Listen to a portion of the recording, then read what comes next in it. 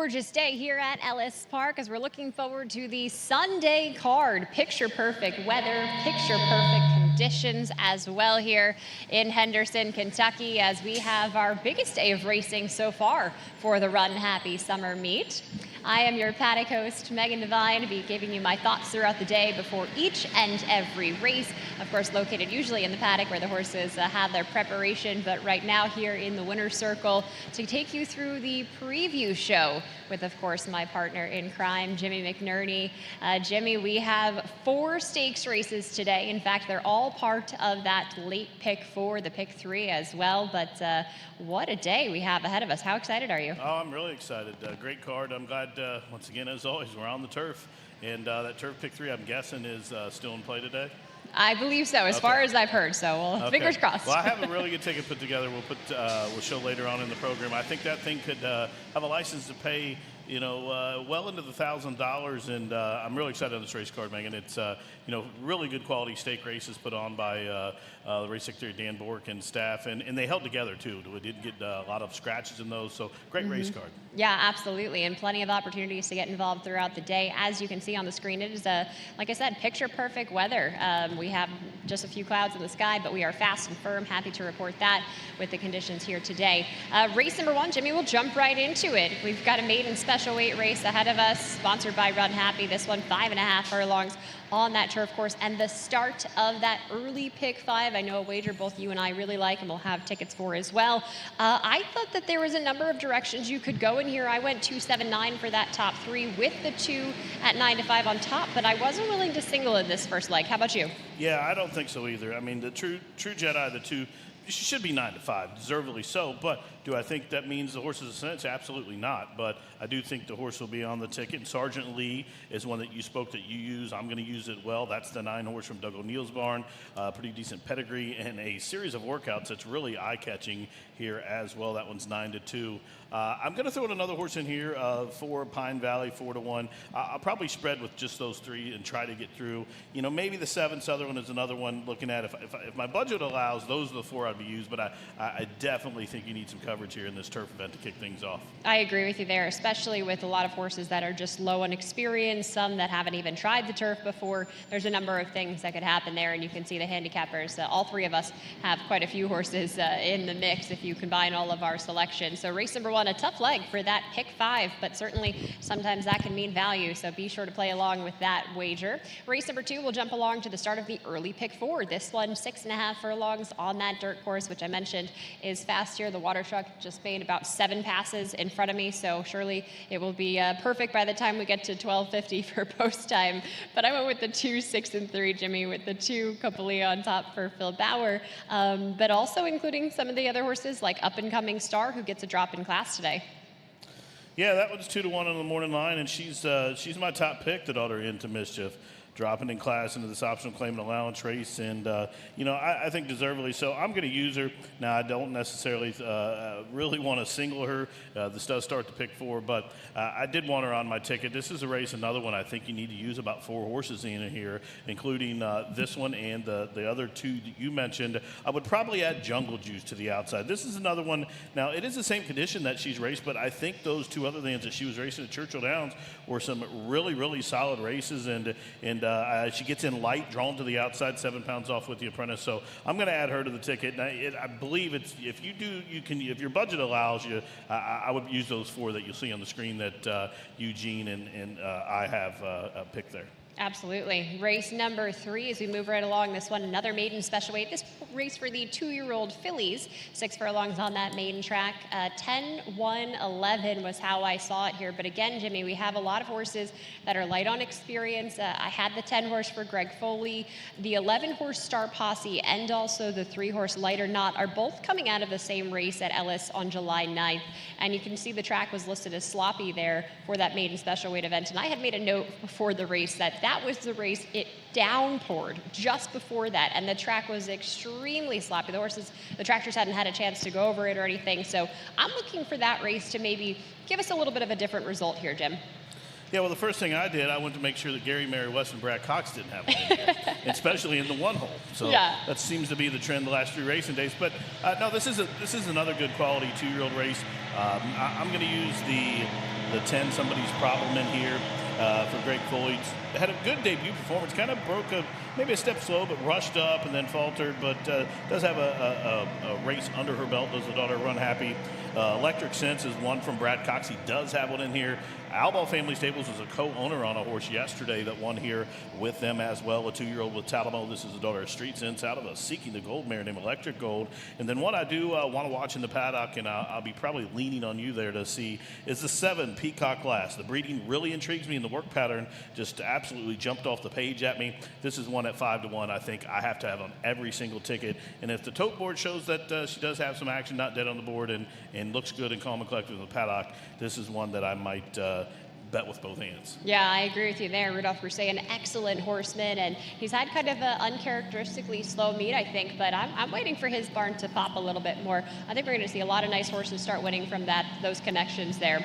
Race number 4, as we go to the turf course, 1 mile and a 16th the distance for the allowance event. Not winners of one other than 1, 12, 11 were my top picks, and I thought about the 4 horse as well. I know the 11 horse is 8-5, Jimmy, I know.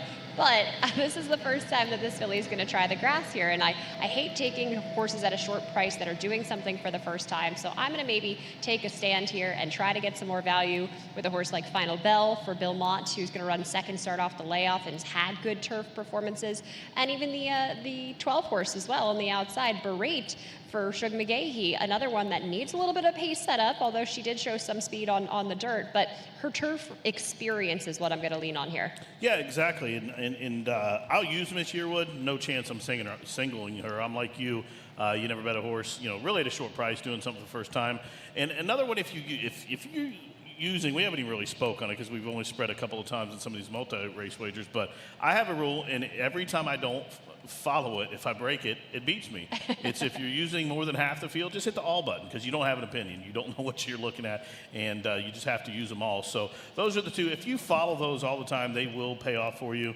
I do like Miss Yearwood. I will use the 12 to the outside. I heard the horse you spoke of briefly is the 4, and that's one that I really like in here. That's laying low, making dough, and you're going to get some value there at 6-1 for McPeak and Landry. You got to follow your own rules there. Of course, for me, it's never change your mind about it. Yesterday, I had made some last-minute changes, and then, of course, a horse I had at about double-digit odds was coming in and ended up finishing second, and I thought, maybe I shouldn't have changed my mind last minute. I always go with your first one. Just like if I make a mistake on a ticket or I change my mind, I never cancel that first ticket. I just go back and bet another one because it seems like 99% of the time you cancel, it hits. Exactly. Got to go with your gut there, and certainly good advice for everyone to follow here at Ellis Park playing along today. Race number 5, as we have the start of the 50-cent Pick 5, that late Pick 5, a maiden special weight event for $60,000, sponsored by Run Happy. This one for the fillies and mares, 3 years old and up. 1 mile the distance here, Jimmy, on the perfect fast track that we have. I went to the 11-8-5 for my top pick, so the 11 at 5-1 in the morning line. I thought that this filly put the pieces together late. I really liked her last race for Kenny McPeak. She was coming off a layoff. She had only had the 1 start before that, but I had definitely written a couple of notes about her because she looked like she had the light bulb had come on for her. Yeah, it looked like it. She ran very well off that layoff, first time going long in the slop, so she had a lot of things thrown at her. And she did race well on debut at Saratoga and was a short price that day. So it seems like they've always thought highly of this filly, and she took some support at the windows. And she is one that definitely you do have to use in here. This is a race I'm going to spread. Sunny River was a winner last start, but was disqualified. And then number 4 in here, Fragrant, is one that I like from Mike McCarthy. Now this one finally got on track too late that day at Indiana, and that was a really speed-biased track that day, and did run on to run third. Looked like definitely needed more ground. We'll get it today, stretching out to the mile. And then 12, You're So Silly. This one ran against a really good horse from the Johnny Ortiz barn, Solar Rain, on debut, and was second behind her.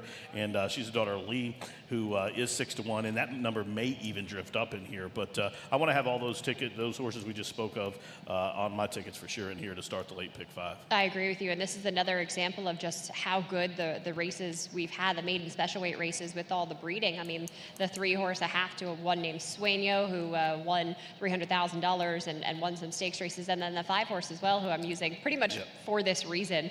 The Dam is a half to Code of Honor, who made almost $3 million, won races like the Run Happy Travers, the Gold Cup, and I had made some paddock notes last time just about her size, and I thought that she was a pretty big girl and needed probably a little bit more distance than the 6 furlongs she got on debut. So we'll see if Mr. Fair bearish. This is a homebred for him if he can get this horse home. But I have a sneaky feeling they gave her a race at the short distance and are just looking for the mile race for her today to be able to improve. So lots to play along with for race number 5. Race 6, the start of the 50-cent pick 4. Jimmy, this is our first stakes race of the day. This is the Twin Spires Turf Sprint over the 5.5 furlongs on the grass there. I went with the 1, Totally Boss. This is a great horse that I think has had a lot of great races before in stakes races, allowance company on the turf. They actually thought they were going to retire this horse because he was having some issues. And he proved to the owners, to the connections, that he still wants to run. So at age 7, this gelding's still holding on and in fact coming off a win into this spot, Jimmy. Well, I have nothing but respect for him because at age 46, I want no part of running. Well, somebody's chasing me, but I don't like it at 30 either. But no, number 1, Totally Boss, is my top pick too, for all the same reasons that you just mentioned. The horse does have some back class, and how about almost $750,000 earned on the turf? That's really strong number there, and this horse has always been a hard knocker and has drawn to the inside. I don't mind that. You know, the pace can go on and go in front of him. He's going to close anyway, and the place you want to be closing really ideally on the turf is up the inside anyway. Brian really knows how to ride this course. He knows how to ride these riders, so he'll know when it's time to go, and he'll save ground if he needs to, if not kick out. But that's the horse for me. 9-2 I thought was a pretty good price. Number 7, thanks, Mr. Edson. I will use the horse. I don't think the horse is any cinch by no means. I think the distance limitations this horse does have a little bit, but I want to be on my ticket. The horse seems to be in good form. And then number 9, Oceanic. This is one I'm going to throw in as well. A 3-time winner on the turf. Will be rolling late from the far outside with Edgar Morales. And in fact, was getting to those horses at Indiana, the stakes event last time in the William Garrett. But 10-1, that's some value for me. Yeah, I agree with you there. This stakes race is absolutely packed with talent, even the 10-horse All in Sync, who I know neither of us use, but this is a stakes winner already here at Ellis Park, but that race was taken off the turf, performed so nicely on the main track. So I'm going to really be interested to see in the paddock what this horse looks like and try to look at it from a turfy point of view, but definitely one to consider as well if you're looking for some additional value on the outside. Race number 7 is the Centennial Distaff Turf Mile, presented by Exacta Systems. 1 mile the distance and $100,000 on the line. 7-2-9 was how I saw it, Jimmy, with the 7-horse Undisturbed. A bit of speed from this one, and I'm expecting her to do that again here today for Ian Wilkes and Chris Landeros. She performed really well over the yielding turf course last time, but I think the firm ground is what she's better at. Yeah, this is the race on the entire card that gave me the most trouble. And this is the race in my all-turf pick 3. I am going to punch the all button and hope for the best. There were like 2 horses I wanted to toss, but again, that rule I spoke of earlier, if I'm using more than half the field, I'm just hitting the all button. And you know, the ones that are 30-41 that you can't get to, nobody else can get to them either, so why not buy the race? So those are the ones you want to win. So I'm going to throw the all button at them on that bet, but Turner Loose is probably, if I had to put one in the top spot, is for me. This one is getting some serious class relief coming out of those grade 1s and grade 2 races. In fact, a grade 2 winner, 3 back in the Rachel Alexandra at the fairgrounds now. 2-time winner on the turf, made $351,000. I'll use that horse as my top pick. I know you're going to use it as well. Take Charge Row I'll throw in for Brian Lynch. And this one, I think, does need some pace in front to run at. And, you know, I don't know if the mile is quite the lick this one wants. I think the horse probably wants to go further, but should be part of the ticket, I think. And then a horse is going to be $1,000,000-1, Henrietta Toppin. This horse has won 2 in a row at Indiana, and the way the horse has done it was really impressive. And the horse is 2 wins from 3 times on the turf. I'm going to throw it in for a bomb underneath. Especially with the numbers, too, that filly was able to run. I'm right there with you. That's definitely the long shot play, I think, for this particular race. So be sure to follow along there, and might as well take a shot, like Jimmy said, if you are playing today here at Ellis Park. Columbus did. Worked out for him. Yeah, exactly. All right, race number 8 as we look at the Laguna Distaff Turf Sprint, $100,000 on the line here. This one for fillies and mares 3 years old and up, 5.5 furlongs. 5, 10, and 3 was how I saw it. I've got LZ on top. She just seems like she gets along so well with Mitchell Merle. She's been kind of a win machine and taken her races to a number of different tracks. She's second to start off the layoff here, which only makes me like her more. I think she's going to be fit as a fiddle here today as she comes out of that race at Indiana. But there is a lot of class in this race, Jimmy, so you could honestly go any which way, including Toby's Heart, who should have plenty of pace to close into. I agree with you. Those are the 2 I'm going to use on top. I'll use LZ on top again as well. That Creative Credit got loose on a lead last start at Indiana. That the track was a little speed biased. And I don't think Creative Credit's going to get that kind of lead today, nor do I think that she'll be able to go coast to coast at the 5.5 distance. I think she's really limited to 5 furlongs. So I'm throwing her off my ticket. I'll use LZ on top. Second, like you, number 10, Toby's Heart. And then for a price, another horse like Toby's Heart that needs some pace in front and probably will get a Social Chatter. And that one is 12-1 for Vicky Oliver. I'm really glad that you used Social Chatter, actually, because I'm going to throw that horse on for my pick 4 ticket, I believe, where I have a little bit more money to spend. I don't think I included on the pick 5, but this is, again, one of those horses that when I was handicapping, I had a sneaky feeling about, and I kept coming back to. She likes the turf course here. Brian's gotten along with her before. They finished a 3rd together at Ellis Park last summer when a race was taken off the grass, and Vicky Oliver is so good with horses all around, but I find especially turf horses, and oftentimes you can get them at a price, so I'm really glad that you mentioned that horse. Well, I'm glad I could help out. That's what I do.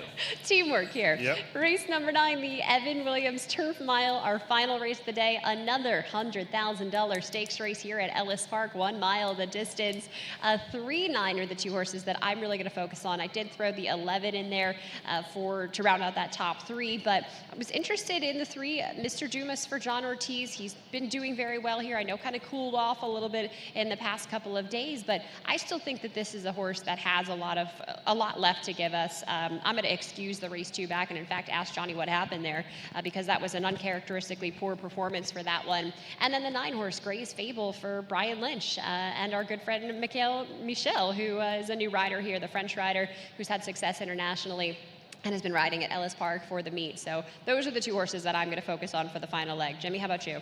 Yeah, this race, I ended up putting number 4, Cupid's Claws on top, the 7-year-old son of Kitten's Joy from Mark Cassie. Now, this one gets the services of Adam Beskitzen and hasn't raced since Turfway on the undercard on Jeff Ruby Day in the Kentucky Classic. I'm going to throw that race out. That was on the poly. Didn't seem to really care for it that much. But if I go back to those races in Southern Cal, the Hollywood Turf Cup, the Grade 2, was only beat 3 lengths. It was a really good field, and the number was really, really good that day. And this horse is coming back, and I think lands in a kind of a spot, even though it's a stake race, that the horse could come back, get ignored, and will get some pace to run at. Now, I think the horse will be a little closer to the pace coming off that layoff being a little bit fresh, but it's one of these races I kept looking at, and I kept getting drawn back to that horse and said, you know what, 10-1 on the morning line. I think this horse has some back class that could show up today. Well, if we've learned anything from this show today, it is trust your gut, and you'll have plenty of chances to do that. 9 races on the card today for everyone following along at Ellis Park. 4 stakes races on tap for us. Jimmy, I'll let you take it through the rest of the day. Good luck. All right, thank you. Good luck to you. And ladies and gentlemen, at this time, I ask that you please rise. Kindly remove your caps as we honor America with the playing of our national anthem.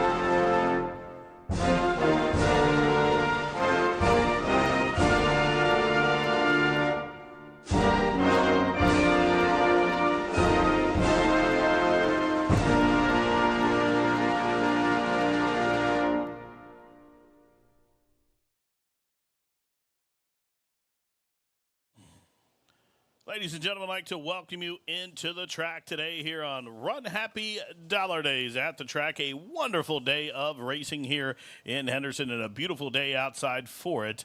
87 degrees and clear skies as we have a wonderful racing card put on by the racing office and staff. 9 races in all. The back half of the card, in fact, the final 4 races will be a all stakes pick 4 on races 6, 7, 8, and 9. We are fast, we are firm, and we're ready to go here in just about 18 minutes. And at this time, folks, if you can take out your racing programs, I'll give you today's late program changes as we welcome in a very special guest celebrating a birthday today. I'd like to wish Hannah Hall a happy birthday and thanks for coming to Ellis Park here this afternoon.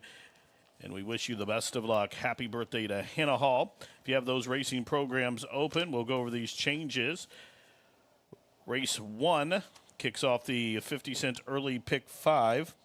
In that pick 5, the lone change in the opening leg of it, there's a jockey change for number 3, Bo Co. Make the rider Rogelio Miranda. Rogelio Miranda picks up the 3, Boco, in the opener.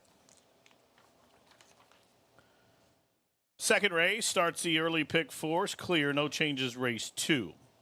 If you'll turn your programs to race number 3, it is sponsored by Run Happy. We do have a couple of changes there. Scratch part of the entry, the also eligible number 1A Jokes on Blue, and the other also the 13 Baby Got Back spin has been scratched as well. 1A and 13 scratched from the third.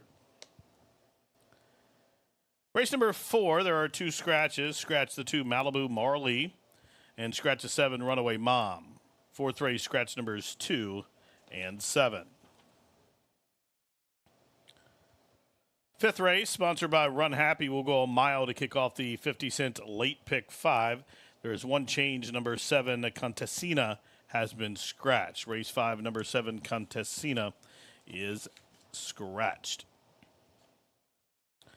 The 6th race of the day is where we will kick off our stakes action, including that all stakes pick 4 on races 6, 7, 8, and 9. In the 6th race, scratch number 8, Necker Island. Number 8, Necker Island, scratch from the Twin Spires Turf Sprint.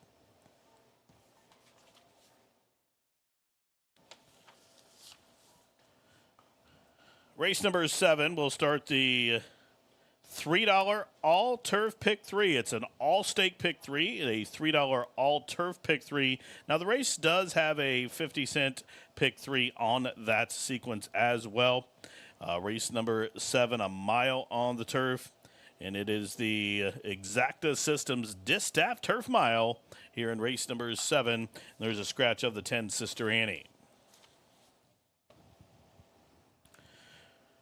Race 8, the Laguna Distaff Turf Sprint. There are no changes in the 8th. We move on to race number 9. We'll close out the show. Race 9, the Henderson Turf Mile. The Henderson Turf Mile, race number 9. Scratch the 5, Santos Dumont. And scratch the 14, Gray's Creek. The 5 and 14 are out of the 9th race, the Henderson Turf Mile. Be aware that the 13, Mr. Hustle, has drawn in, is set to go. Well, ladies and gentlemen, those are the changes at this time. Any additional changes coming in throughout the balance of this wonderful 9-race program, I will get those to you as they do so. 2 pick 5s, 4 stake races, an all-turf pick 4, a $3 all-turf pick 3, a birthday party for Hannah Hall, and Run Happy Dollar Days here at the track for y'all. $1 hot dogs, $1 popcorn, and $2 beers. It all kicks off here in 14 minutes. Good luck.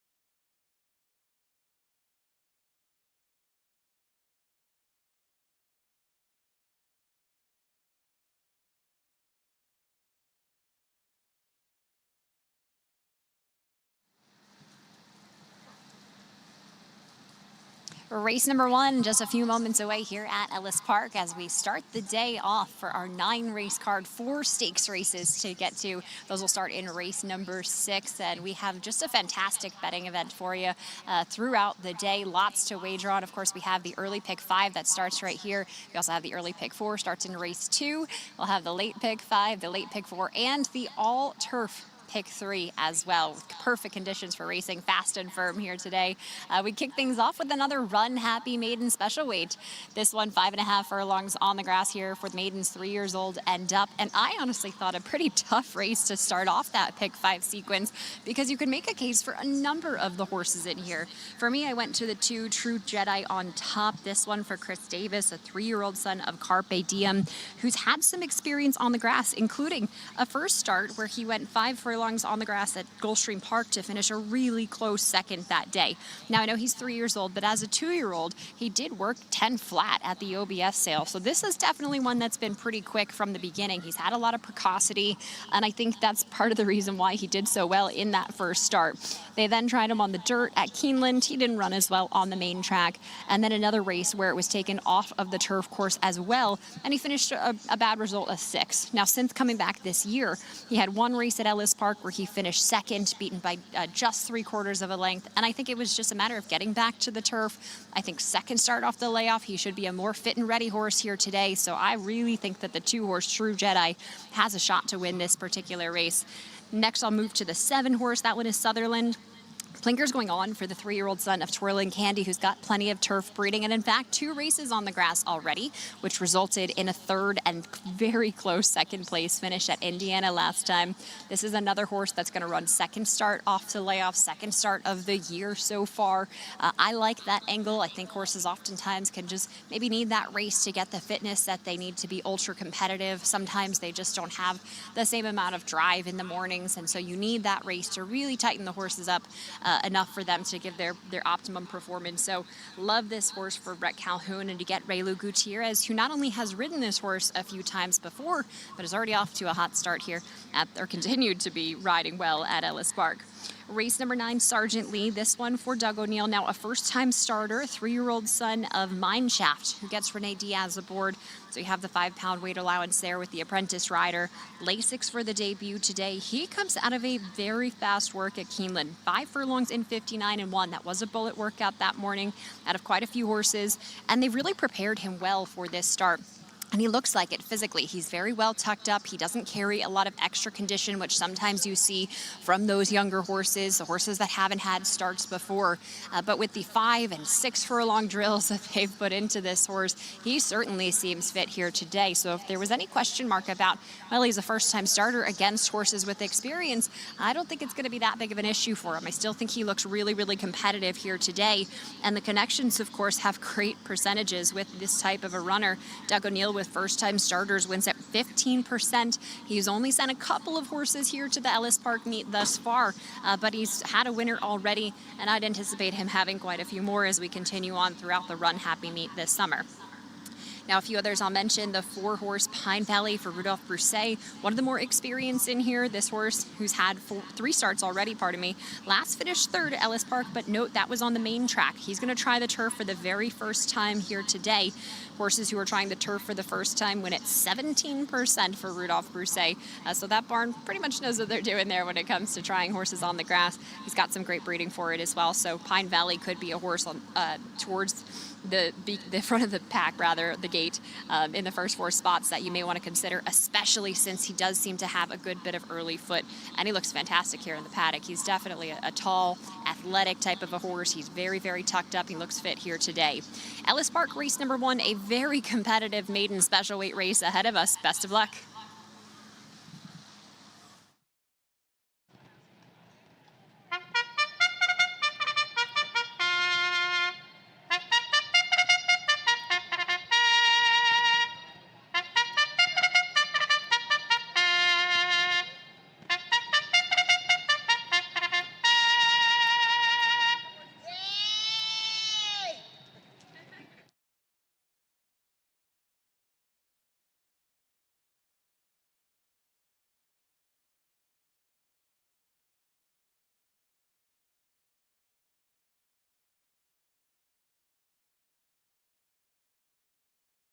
The horses up on the track for the first of 9 here on Run Happy Dollar Days at the track, and the opener is also sponsored by Run Happy.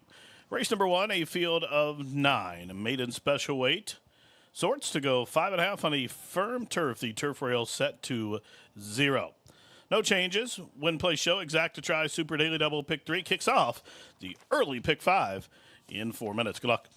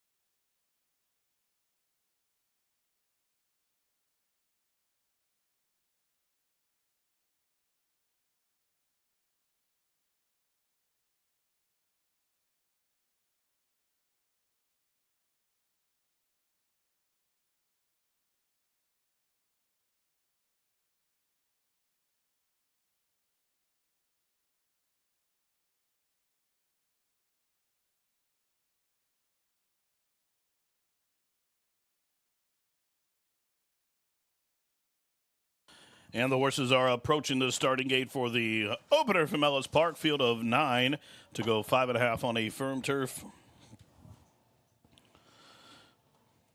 Really good card here today. 9 races on the card, 4 stakes races, 2 pick 5s. First one starts here. 2 pick 4s. The last pick 4 will be an all turf pick 4. There's a $3 all turf pick 3, all stakes turf pick 3.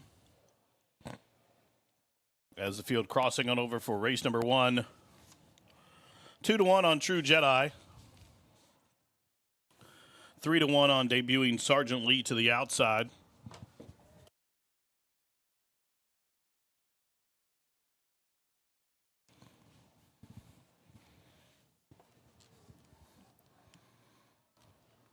True Jedi coming up.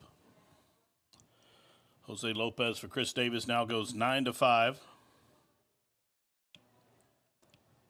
Embrace is in.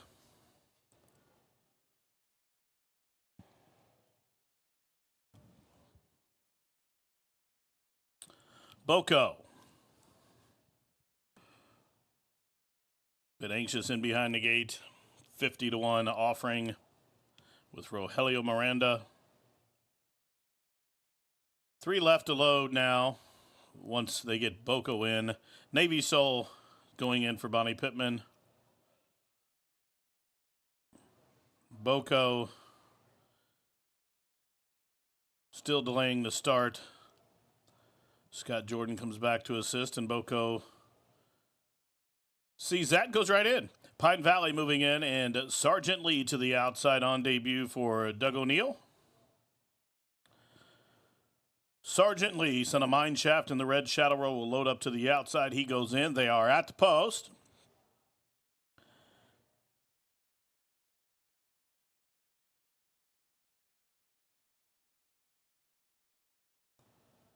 All set. And they are racing in the opener at Ellis, sponsored by Run Happy. And Sutherland with an alert beginning, also flashing speed, Pine Valley. And up on the extreme outside, Sergeant Lee is forwardly placed on debut as they hit up the backside. And Sergeant Lee is trying to cross and clear. Sutherland will take back there up the inside. True Jedi, the favorite, now comes to engage. Then from between horses, Boko's in a tough and tight spot to the outside of Pine Valley. And then a couple lengths further back to Tebow. And Navy Soul just got passed by Embrace as they round the turn, midpoint through the turn. The quarter mile, 22 seconds flat. And on through to the inside, showing the way up top, it's True Jedi. Sergeant Lee to the outside now moves a closer second. 3 lengths for the back is Sutherland. Up the inside, Pine Valley. Mount Kiss goes to the outside, top of the home stretch. And True Jedi opening up by a length and a half. Angling down towards the inside comes Sergeant Lee. Sutherland up the fence, but with a 16th left to go. True Jedi is in front by a length and a half. Sutherland comes on through to be second. True Jedi at 7-5 will hold by 3/4 of a length. Sutherland was second, Sergeant Lee third, and about a half a dozen lengths back to Pine Valley, who was fourth in 102-1.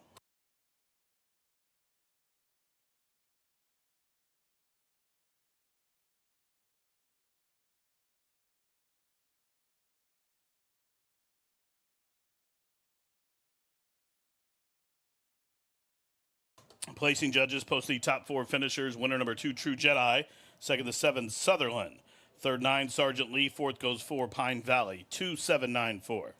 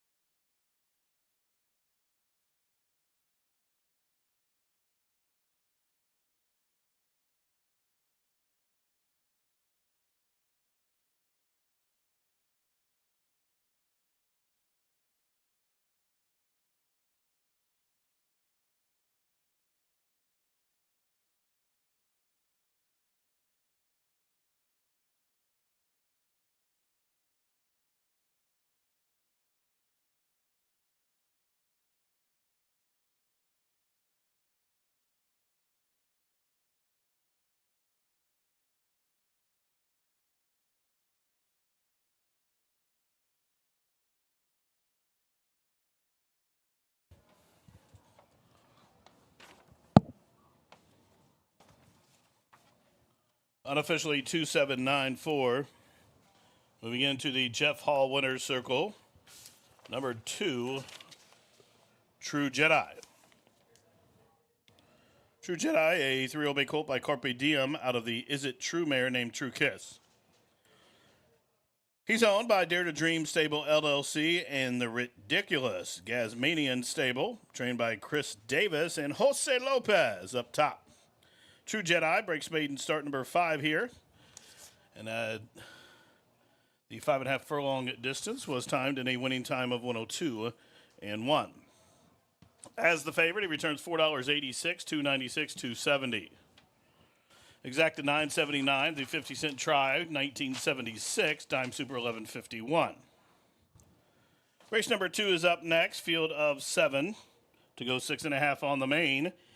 We will recognize longtime horseman and Ellis Park supporter and a native of the tri-state, Mr. Brian Cole, as we bring awareness to Conquer Chiari.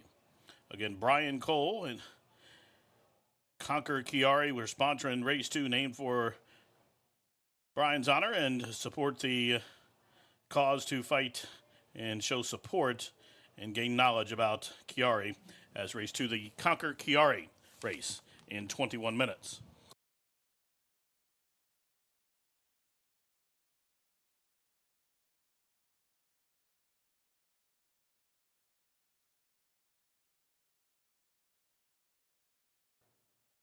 And they are racing in the opener at Ellis, sponsored by Run Happy.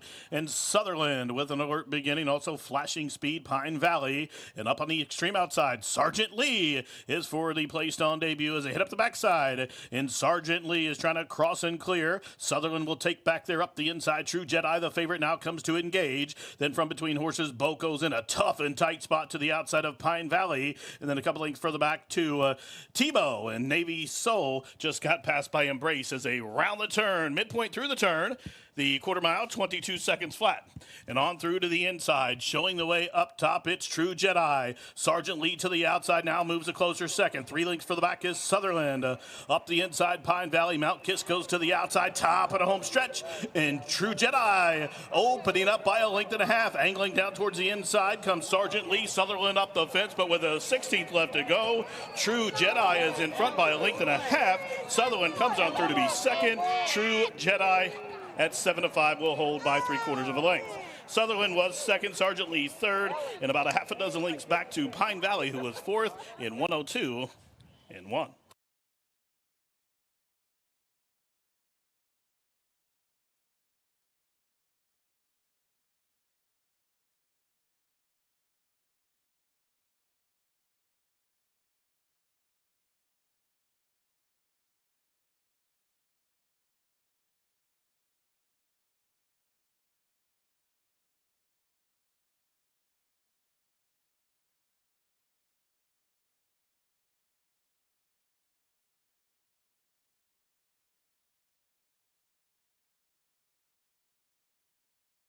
Eclipse champion Run Happy, the #1 second crop dirt sire of last year, is back and showing a new dimension with winners on turf, dirt, and all weather.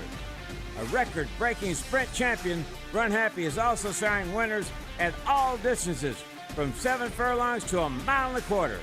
A sire whose runners can carry his speed over all distances and all surfaces. Run Happy, price for value, and standing strong at Claiborne Farm. Hey everyone, I'm Pat Day, retired Hall of Fame jockey and winner of 9 Triple Crown races throughout my career. Of the thousands of horses that I rode, 1989 Belmont winner Easy Goer will always stand out as my all-time favorite. So when I traded in my saddle for a golf cart, the choice was simple. A brand new Easy Go from my friends here at ACO Golf Carts. The folks at ACO will set you up with the exact cart you need, whether it be new or used, gas or electric. So when you're looking for a fantastic deal on a cart that runs like a finely tuned thoroughbred, make sure to stop by ACO Golf Carts on Morgan Avenue in Evansville, Indiana.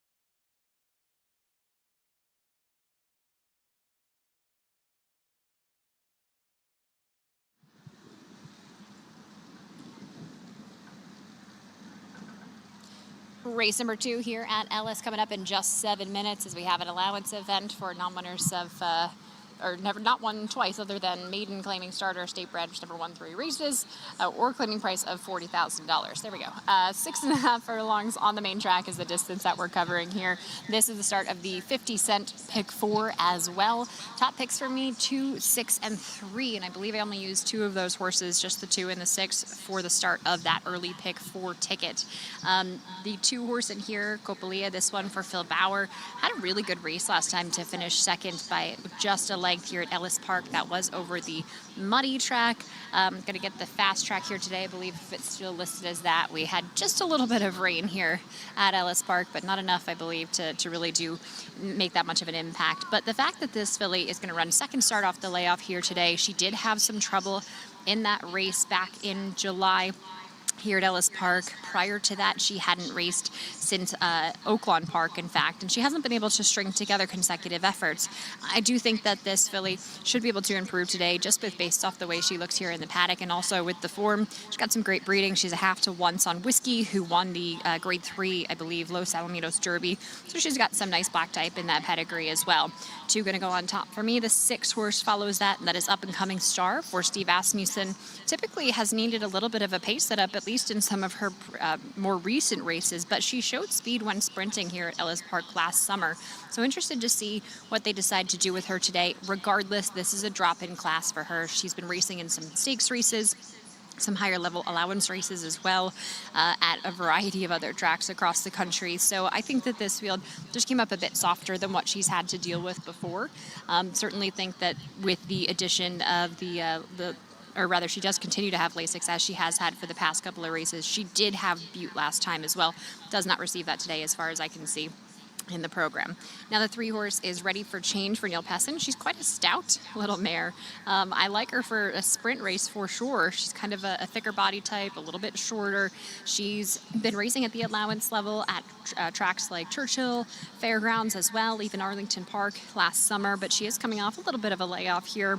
Didn't do a lot of running last time out when going 6.5. I kind of have preferred her turf races and her synthetic races as well, but I thought at least with the numbers and the competition that she's faced, she deserved a look in here.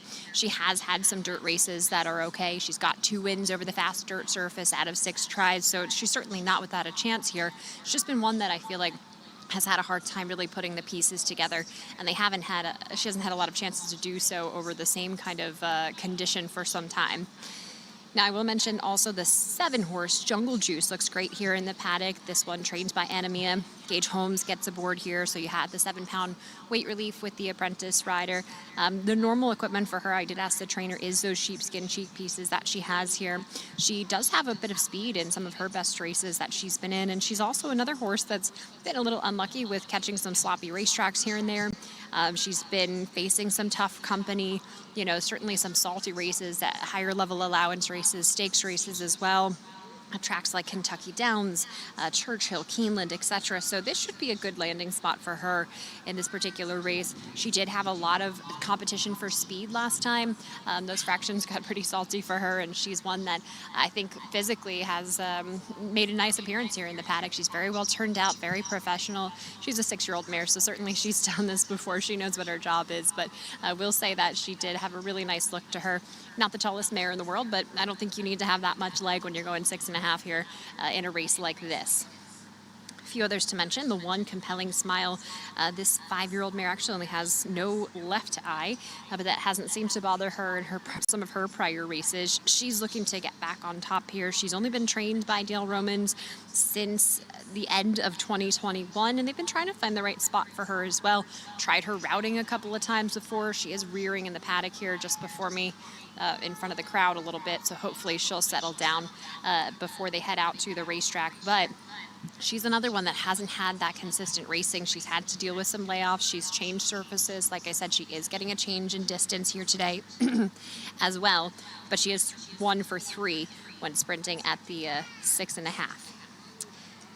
Plenty of horses to consider here for race number 2, the start of the early pick 4 as the horses continue to go around. We have had some weather in the area, so we'll keep you updated on track conditions, of course, as we go throughout the card. But best of luck here, race 2.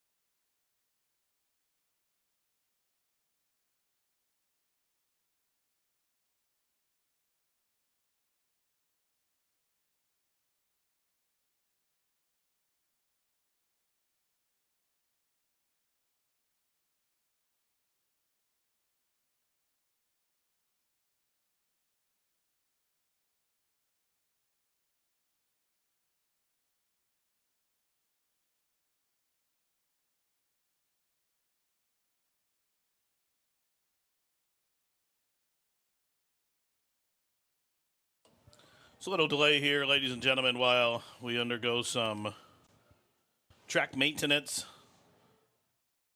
Again, just a couple-minute delay here as we undergo some track maintenance. Horse is still in the paddock here for the second.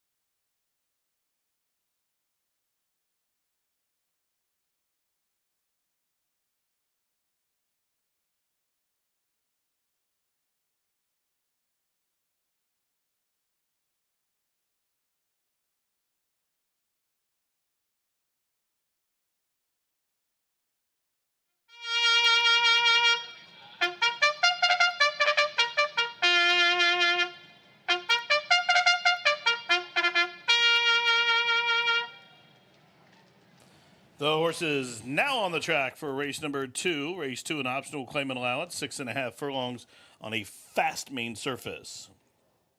Field of 7 to go, win, play, show. Exact to try, Super Daily Double, pick 3, and 50-cent pick 4. The early pick 4 starts here in the second race with just a couple of minutes to post. Race number 2, named and sponsored by Brian Cole, as he's trying to raise awareness and some backing for the Conquer Chiari. He calls near and dear, obviously, to Mr. Cole. And Conquer Chiari is the sponsor for race 2 by Brian Cole.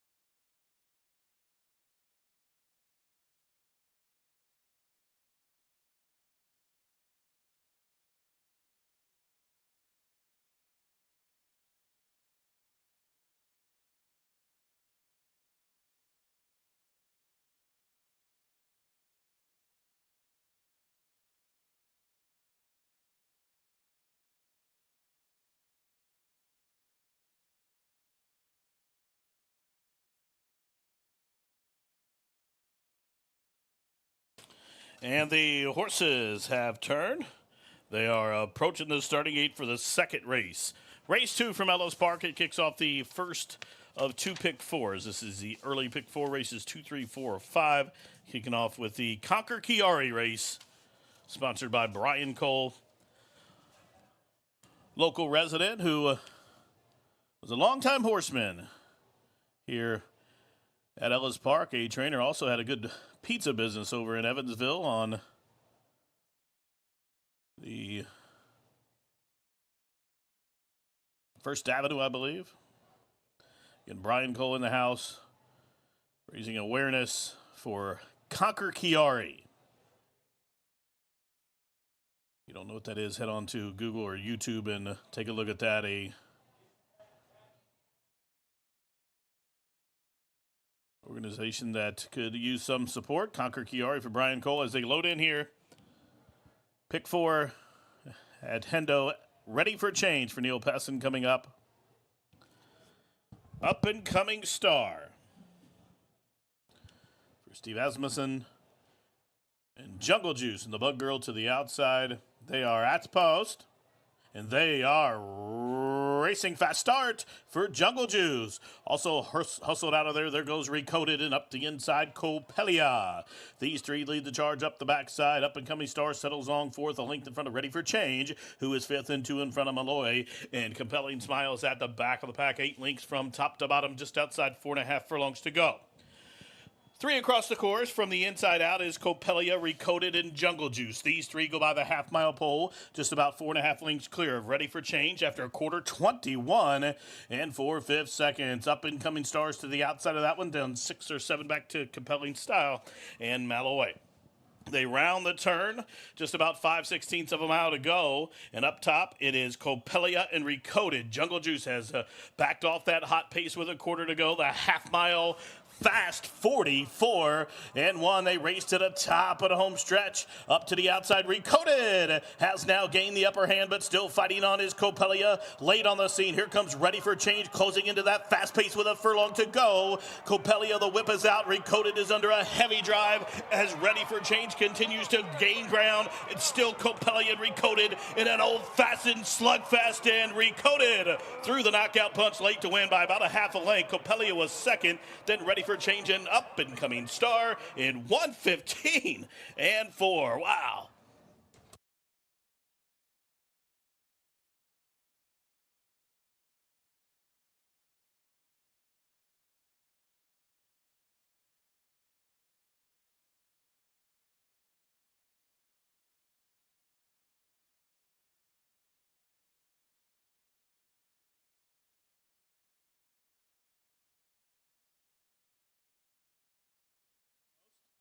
And they are racing. Fast start for Jungle Juice. Also hustled out of there. Judges posting the top 4 finishers. Winner number 4, Recoded. Second, number 2, Copelia. Third, number 3, Ready for Change. And 4th to 6, Up and Coming Star. 4-2-3-6. 4-2-3-6.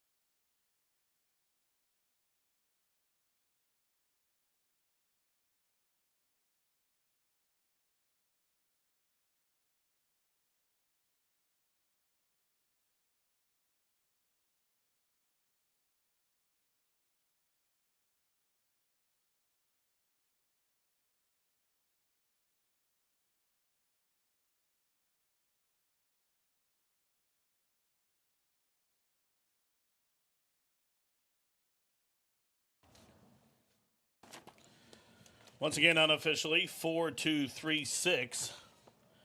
4-2-3-6 in the second race unofficially.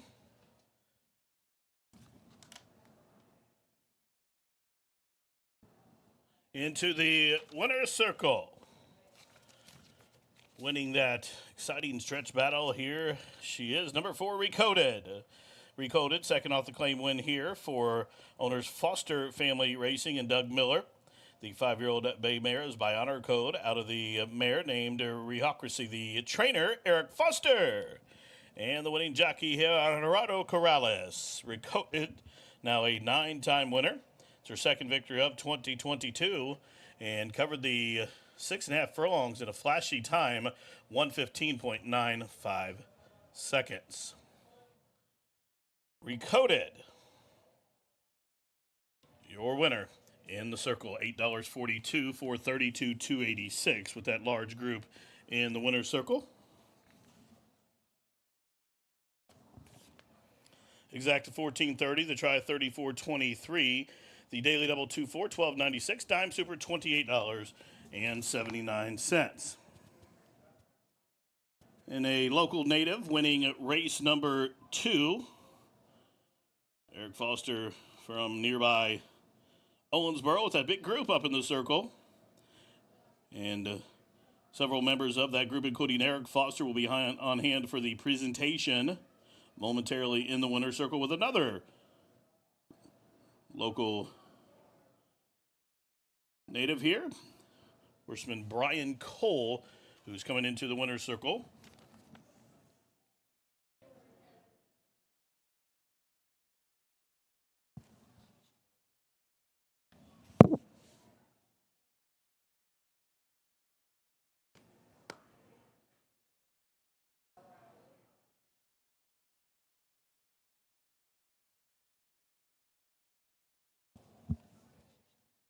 Again, sponsoring race number 2, Brian Cole, who's in the winner's circle now for the presentation of the second race and raising awareness to the Conquer Chiari cause. Again, Brian, a longtime horseman, a horse trainer, and a supporter of Ellis Park. He's here every single day. His last winner came a couple of years ago here at the track when he trained a horse that was co-owned by the late Dennis O'Keefe and also Cowboy Jones when they teamed up to win with Matt's Honey. That was their final starter here a couple of years ago. But Brian's still active at the track every day. You'll see that's Brian there in behind the blanket. That red blanket, that's Brian in the purple shirt. And again, Brian Cole, a popular figure here at the track. He's sponsoring race 2 to raise raise awareness for Conquer Chiari. And Conquer Chiari, obviously a cause near and dear to Brian, as we welcome him in to sponsor race 2 with Eric Foster and Gerardo Corrales. See a large group of friends and family, horsemen alike in there in the second race. Brian Cole up in the circle, here to support Conquer Chiari.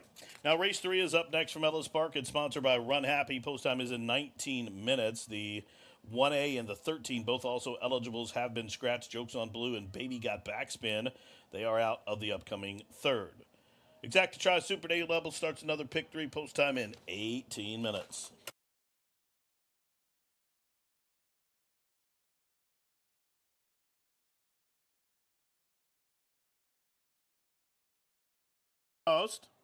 And they are racing fast start for Jungle Juice. Also hustled out of there. There goes Recoded and up the inside, Copelia.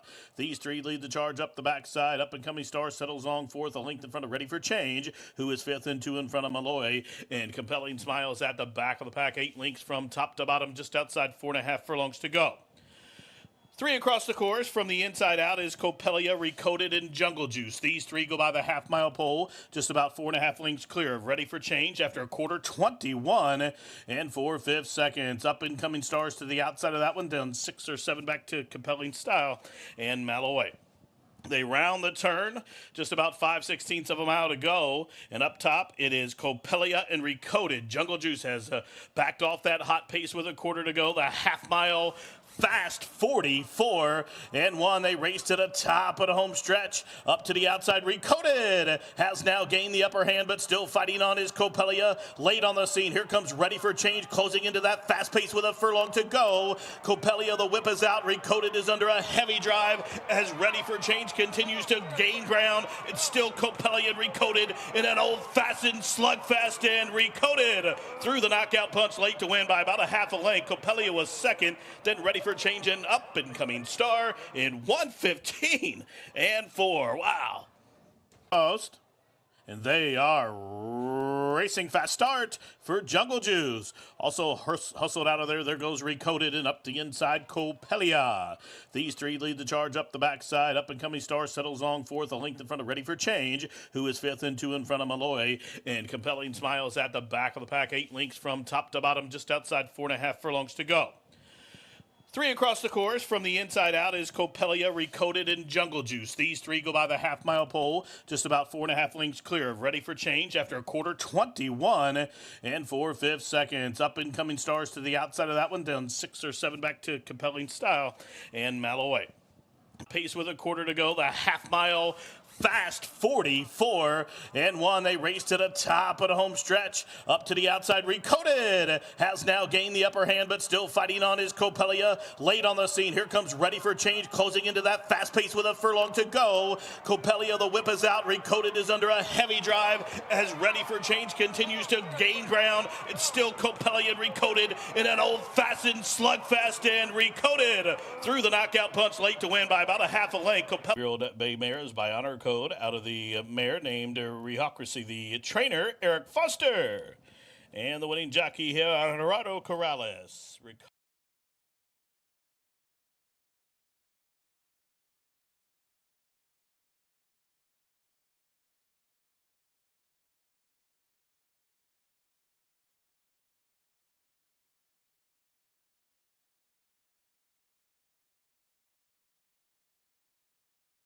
Brewed with Valencia orange and coriander, Blue Moon is one of a kind.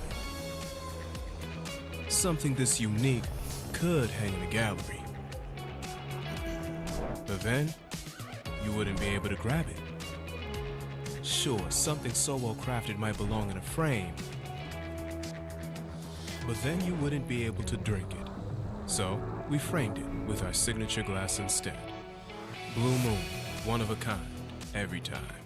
Master horse racing with the power of daily racing forms. Formulator, the sport's most advanced handicapping tool featuring exclusive speed and pace figures, customizable data views, trainer patterns, and more. Formulator is now free for DRF Bets members. Sign up to get the best bonus in racing with a $250 deposit match and a $10 free bet. Go to drf.com/bet and use promo code WINNING to start playing like a pro today. Eclipse champion Run Happy, the #1 second crop dirt sire of last year, is back and showing a new dimension with winners on turf, dirt, and all weather. A record-breaking sprint champion, Run Happy is also showing winners at all distances from 7 furlongs to 1.25 miles.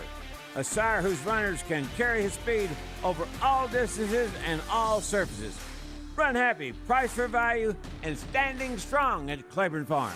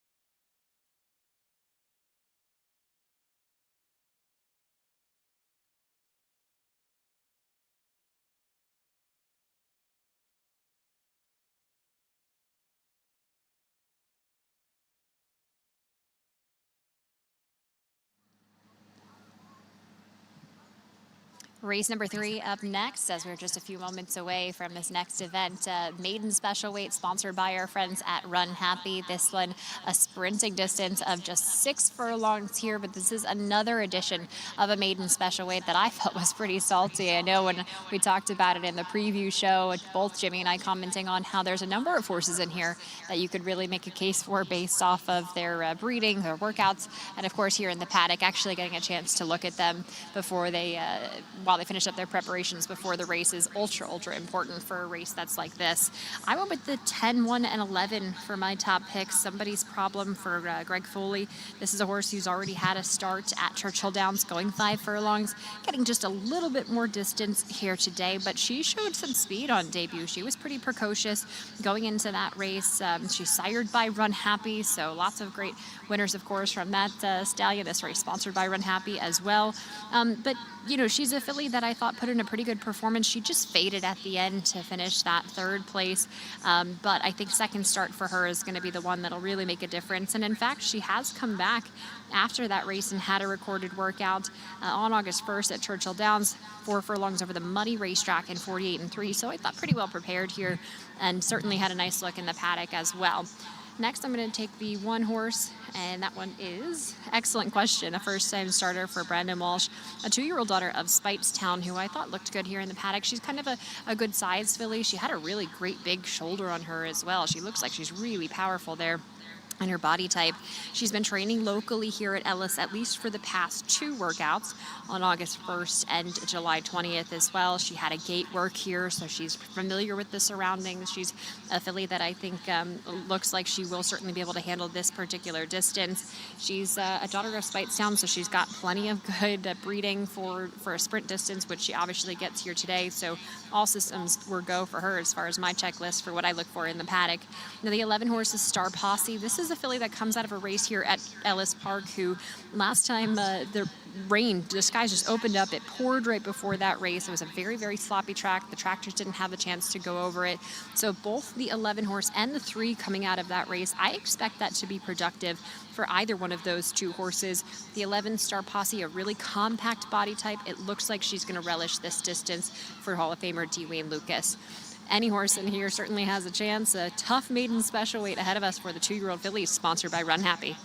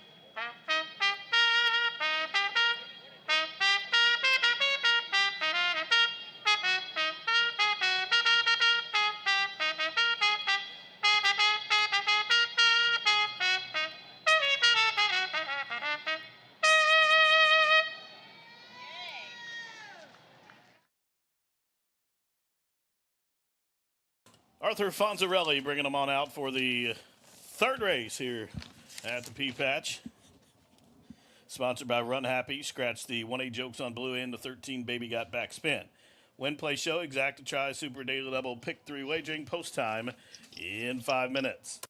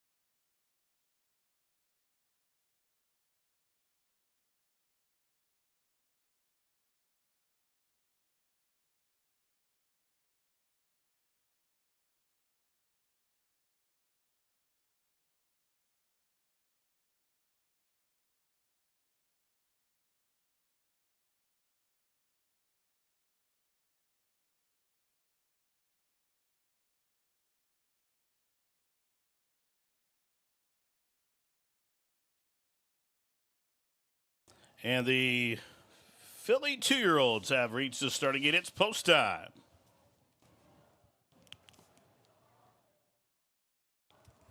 Excellent question coming up.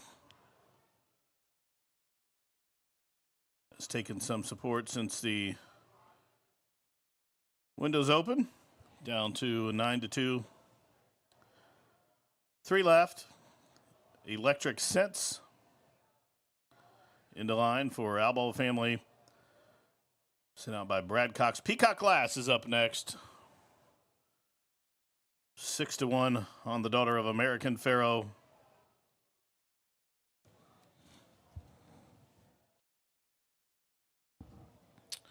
Wits and Wagers. We'll load up as soon as Star Pose goes in.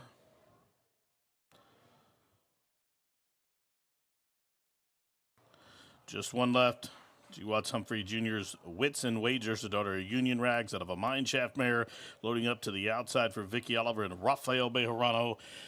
9-1. She is in. They are at the post. And they are racing. Fast start for Star Pose, also quick into stride. Somebody's problem. From between horses, it is Creative Die. Perfect Rose is right up the inside as well. Now advancing up to the extreme outside as they head up the backside. There goes Peacock Glass. They really start to cluster up into the far turn run, where Somebody's Problem leads Star Pose. Up into third comes Midvale. Peacock Glass is fourth up the fence, still 2 or 3 lengths back. On the move now, Wits and Wagers. Awaiting racing room is Creative Die. In between horses is Light or Not, a couple lengths further back to Frosty Diva and Perfect Rose, and outpaced at the back of the pack is Red-Haired Colleen. 5/16 of a mile to go, and they are chasing Somebody's Problem. And a confident Mitchell Merle shows the way by just better than 2.5 to Midvale, who is up into second down on the inside as they race towards the top at home stretch at Star Pose. But with a furlong to go, Somebody's Problem is running up the score here. Somebody's Problem, a daughter of Run Happy, is motoring through the stretch with a 16th left to go. Somebody's Problem was everybody's problem today. The daughter of Run Happy punched home by almost 7 in the end. Midvale was second, Star Post third, in a 4-horse photo for fourth in 110-3.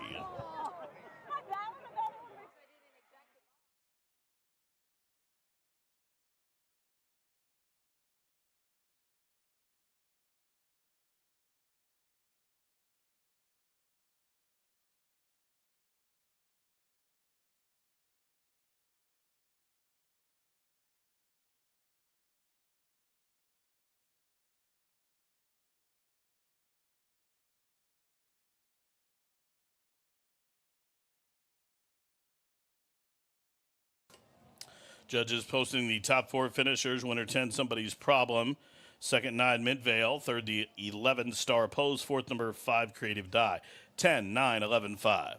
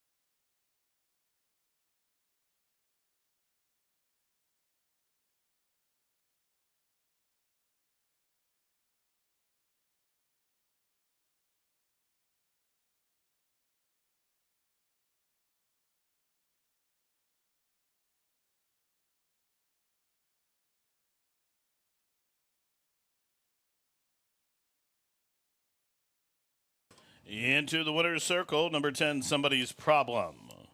Somebody's Problem, a 2-year-old dark bear brown daughter by Run Happy, out of the Blame Mare named First Hand Report. The winner is owned by Hooley Racing Stable, LLC, of Andrew Hudson. Greg Foley, the winning trainer, and Mitchell Merle, the winning jockey. Somebody's Problem breaks maiden start number 2 and covered the 6 furlongs in a good time, 110.63 seconds.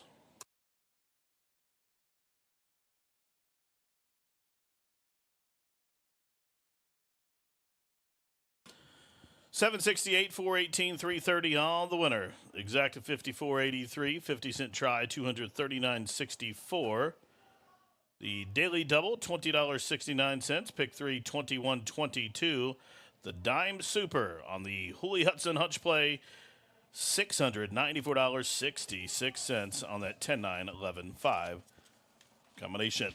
Up next, race number 4. Race number 4 in 21 minutes. Take out number 2, Malibu Marley. Also scratch a 7, Runaway Mom. Numbers 2 and 7 scratch from the upcoming 4th race.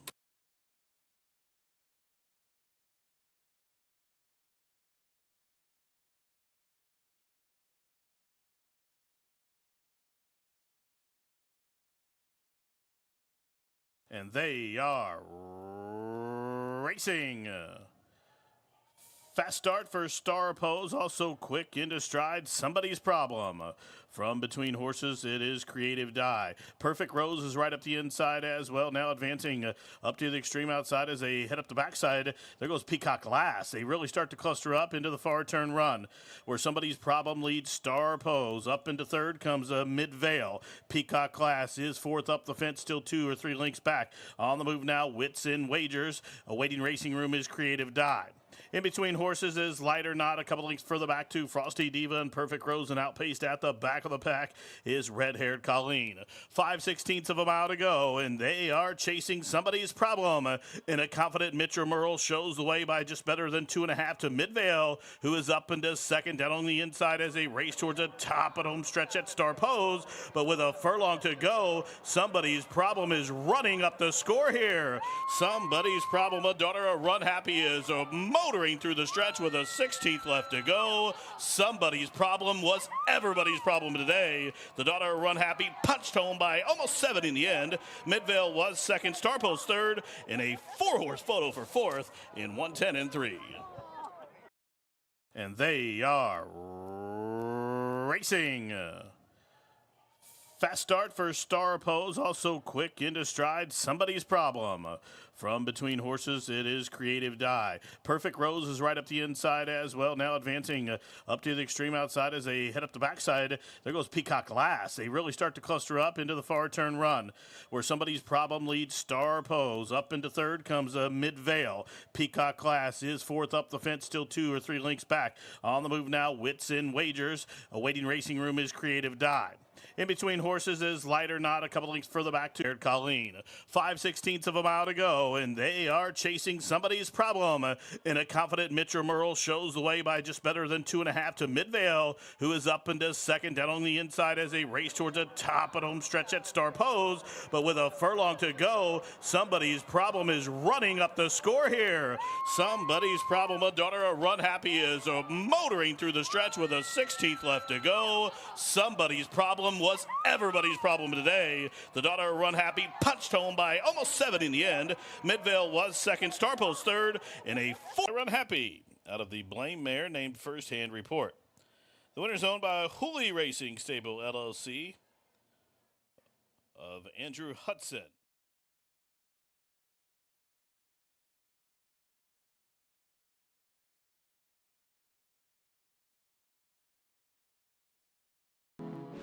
Race to Twin Spires, where you can take advantage of our $200 new player offer right now.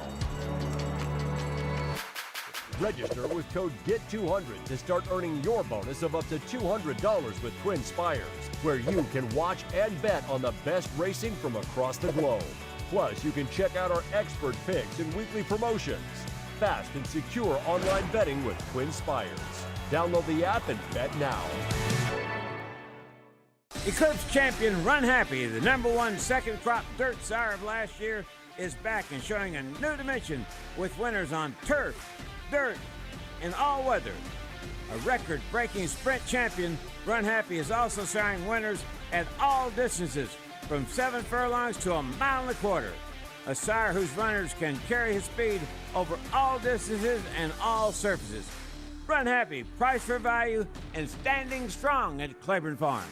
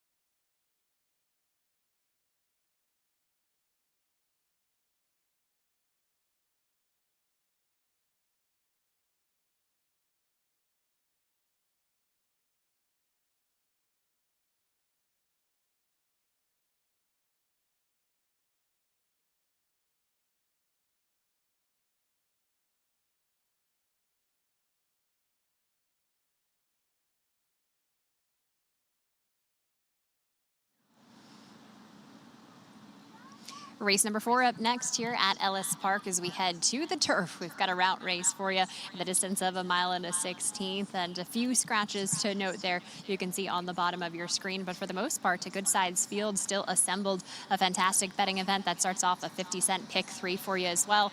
You can see with the experts, both Jimmy and Jean on the 11, and I think the 11 too, but I tried to take a shot with the 1 horse in here, Final Bell, as well for Bill Mott and Jimmy Graham. You know, this is a very, very good field of horses. A lot of them have some solid turf experience, and I thought at least for Final Bell, she comes out of that race last time here at Ellis Park. She finished 4th, just beaten by 2 lengths, but, you know, I thought sat a pretty nice race considering she was further back than she usually has been before. She was still able to close, made up a lot of ground. I liked her turn of foot that day, and I just thought second start off the layoff here today should probably put her in a better spot to be able to succeed. She's done well.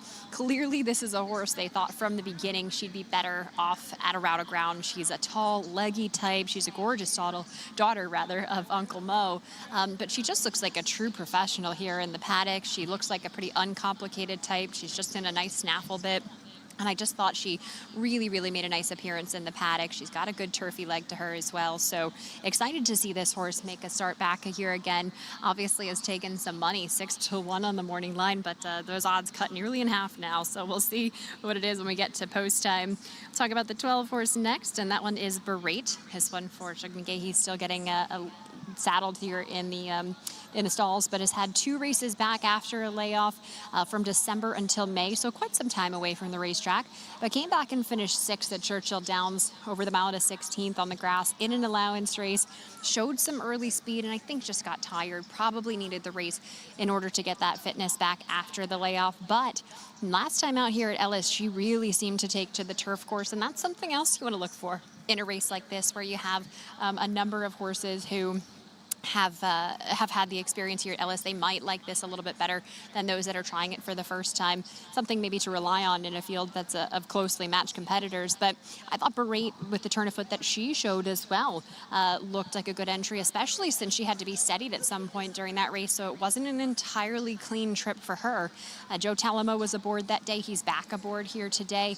And I certainly think that she has room to improve on that. This is a homebred for Claiborne Farm. And on the outside, still a decent price at about 6-1 currently, 5-1 on the morning line, so floated up just a little bit. But as far as her equipment and everything goes, she looks great physically. She's wearing the same type of equipment that I saw her in last time she raced here at Ellis, but really liked that experience for her. And she's also had a couple of workouts since that last race as well. At Churchill Downs, 4 furlongs in 47-3, 48. So she's been fit as a fiddle since that last race, and I think third start off the bench is going to be the best for her. Now we'll talk about the favorite there, the 11 horse who you saw on top for both Jimmy and also Jean McLean. I like Miss Yearwood for Ian Wilkes. Certainly this is an easier spot here for her. She's been in some stakes races, some graded stakes races as well, so she has been up against it. And in fact, last time at Churchill, that second by just half a length was a really good performance for her. She sat closer to the pace than she had been before. She was very tactical and just missed out at the line. But, you know, this is the first time she's going to be trying the turf course.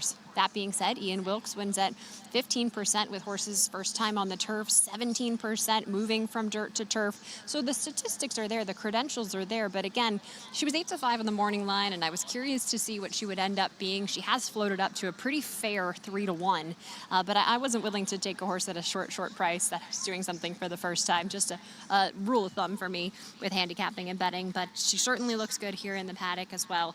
And as long as she can handle the grass here at Ellis, she should be able to perform. Now it is, I think, important to note that she does work over a synthetic surface at the Skylight Training Center and has some good times over that. Oftentimes that synthetic can lend itself nicely to turf and make that transition easier. So it's not that she's completely unfamiliar with it as far as any other distance other than dirt. Just interested to see what she's going to do today. Best of luck. Race number 4 coming up next.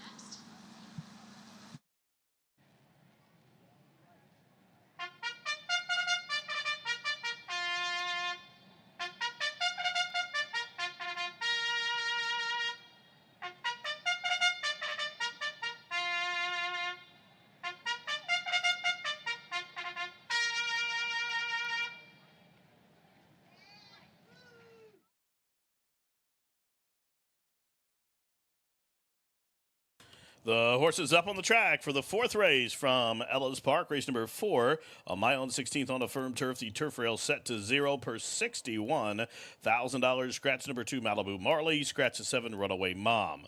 Win, play, show, exact to try Super Daily Double starts at pick 3. Post time is in 4 minutes.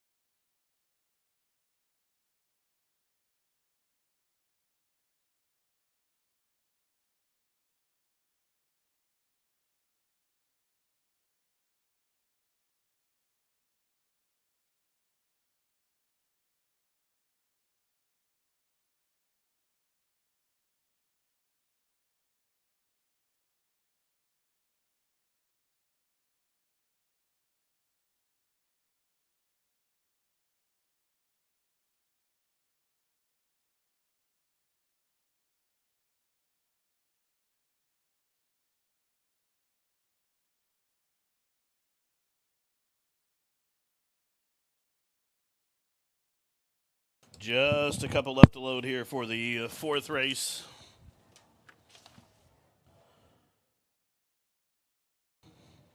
Neck of the Nile going in. Duplicitous.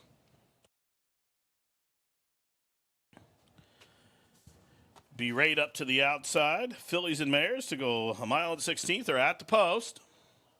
And they are racing. Good start for Final Bell, who was quick into stride. Duplicitous is forwardly placed, and Twirling Patty is too. Bias for the first time. Duplicitous shows the way from Twirling Patty, who pressures up to the outside. Final Bell is third. Red Hot Mama came away racing fourth as they take on the first turn, and she's about 4 lengths off the lead. Then 2 lengths further back down on the inside, it is Neck of the Nile, who just got passed by Berate. Still 3. Back to full focus and a link to Thrombocytopenia. Laying low, making dough is second last. And Miss Yearwood on turf debut is last of them all. She's 15 lengths off the lead as they head up the backside to quarter 24 seconds flat. 5 furlongs from the money. They head up the backside. Duplicitous still towing along Twirling Patty. Now drawing ever closer at third is Final Bell. And moving with her Red Hot Mama. This quartet is 6 or 7 in front of Berate, who's being asked to quicken.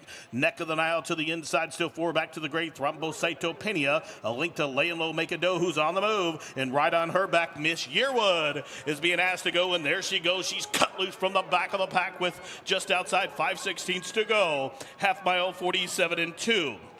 Twirling Patty shows the way. Final Bell is loose and charging up to the outside as they race around the turn to the top of the home stretch.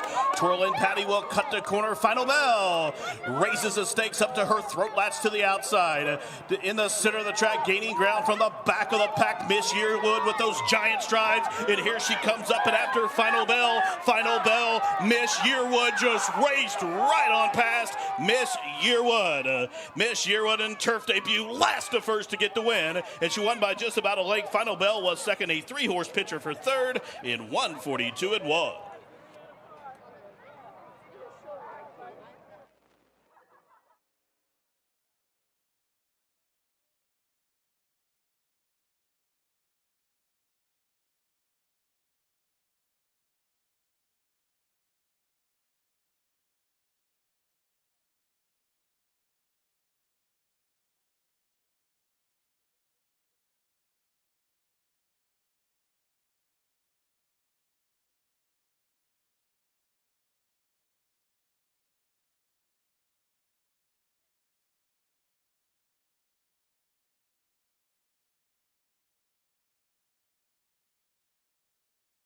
Judges posting number 11, Miss Yearwood, as the race winner. Second, number 1, Final Bell. There's a photograph for third.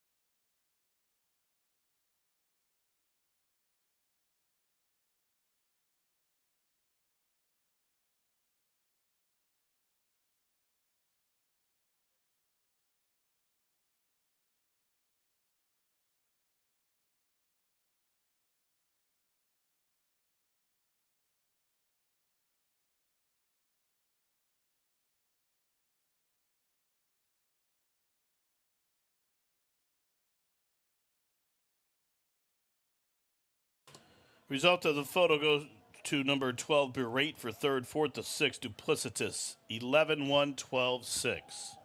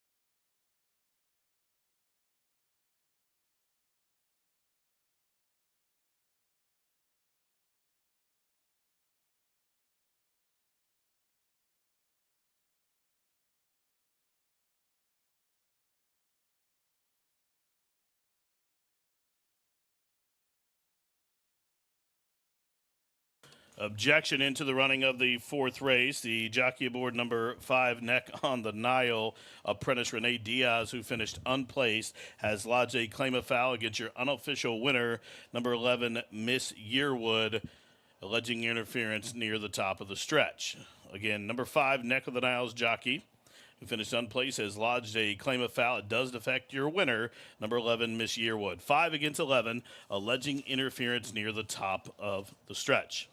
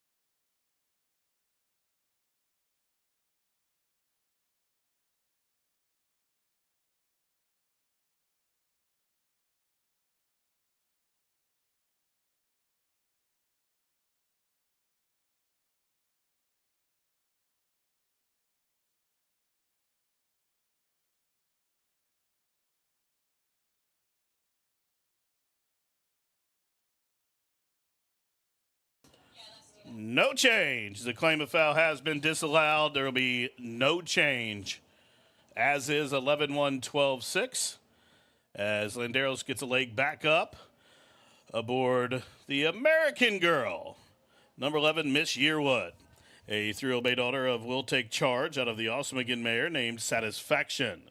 She's owned by Margaret and Keith Long, trained by Ian Wilkes and Chris Landeros. With that well-timed ride, Miss Yearwood, last to first on turf debut, picks up her second lifetime victory. Home winner 142.23 seconds in the Jeff Hall winner's circle. Miss Yearwood at 4-1 odds, $10.64, $23. Exacted $20.05, 50-cent try 42.33. The double 8.84, pick 359.79, dime super 66.98. Race number 5, sponsored by Run Happy, is up next. They'll go a mile in 22 minutes. Take out the 7 Contessina.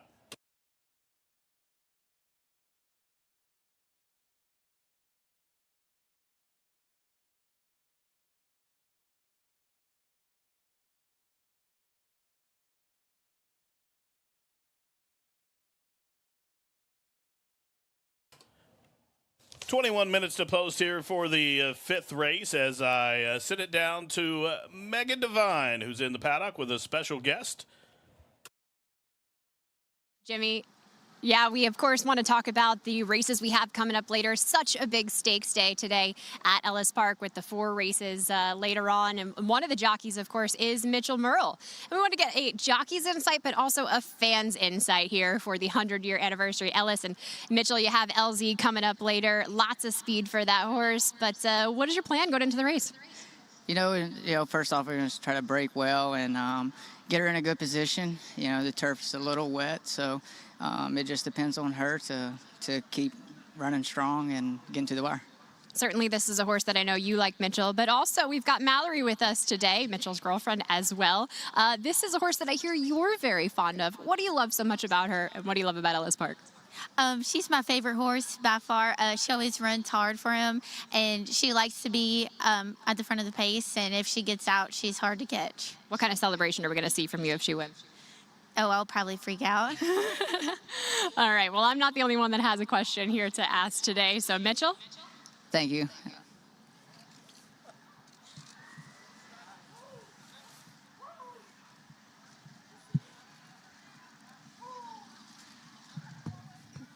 You guys, the camera's over there. You got to move.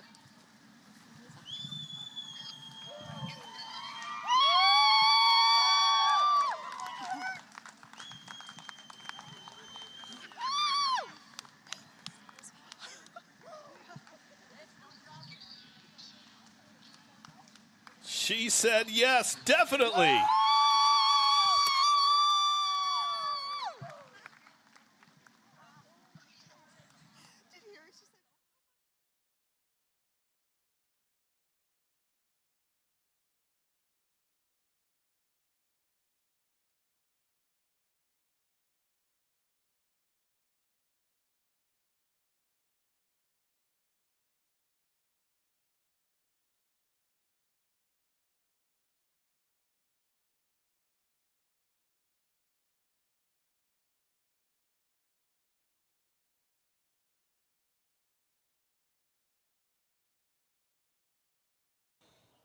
And they are racing. Good start for Final Bell, who was quick into stride. Duplicitous is for the place, and Twirling Patty is too.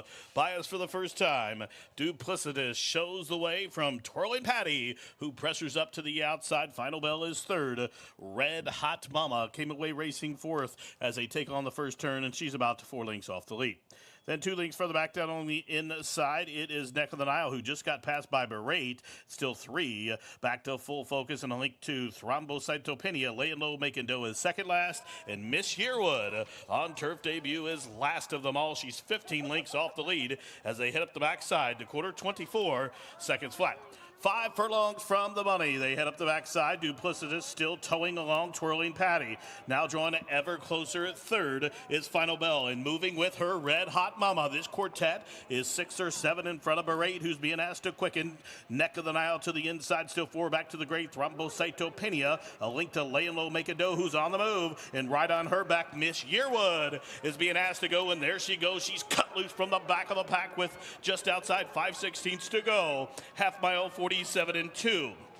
Twirling Patty shows the way. Final Bell is loose and charging up to the outside as they race around the turn to the top of the home stretch. Twirling Patty will cut the corner. Final Bell raises the stakes up to her throat latch to the outside. In the center of the track, gaining ground from the back of the pack, Miss Yearwood with those giant strides. And here she comes up, and after Final Bell, Miss Yearwood just raced right on past Miss Yearwood. Miss Yearwood in turf debut, last to first to get the win, and she won by just about a length. Final Bell was second, a 3-horse pitcher for third in 1:42 and 1. Banderos with that well-timed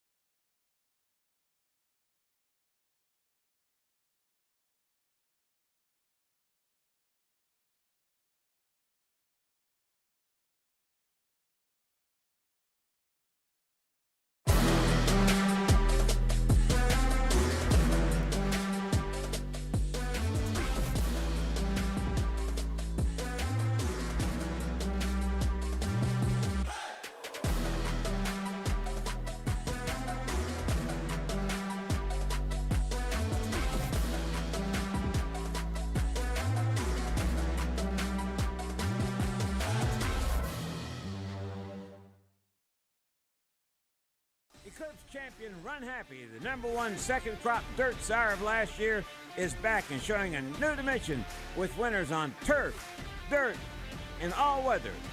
A record-breaking sprint champion, Run Happy is also siring winners at all distances, from 7 furlongs to 1.25 miles. A sire whose runners can carry his speed over all distances and all surfaces. Run Happy, price for value, and standing strong at Claiborne Farm.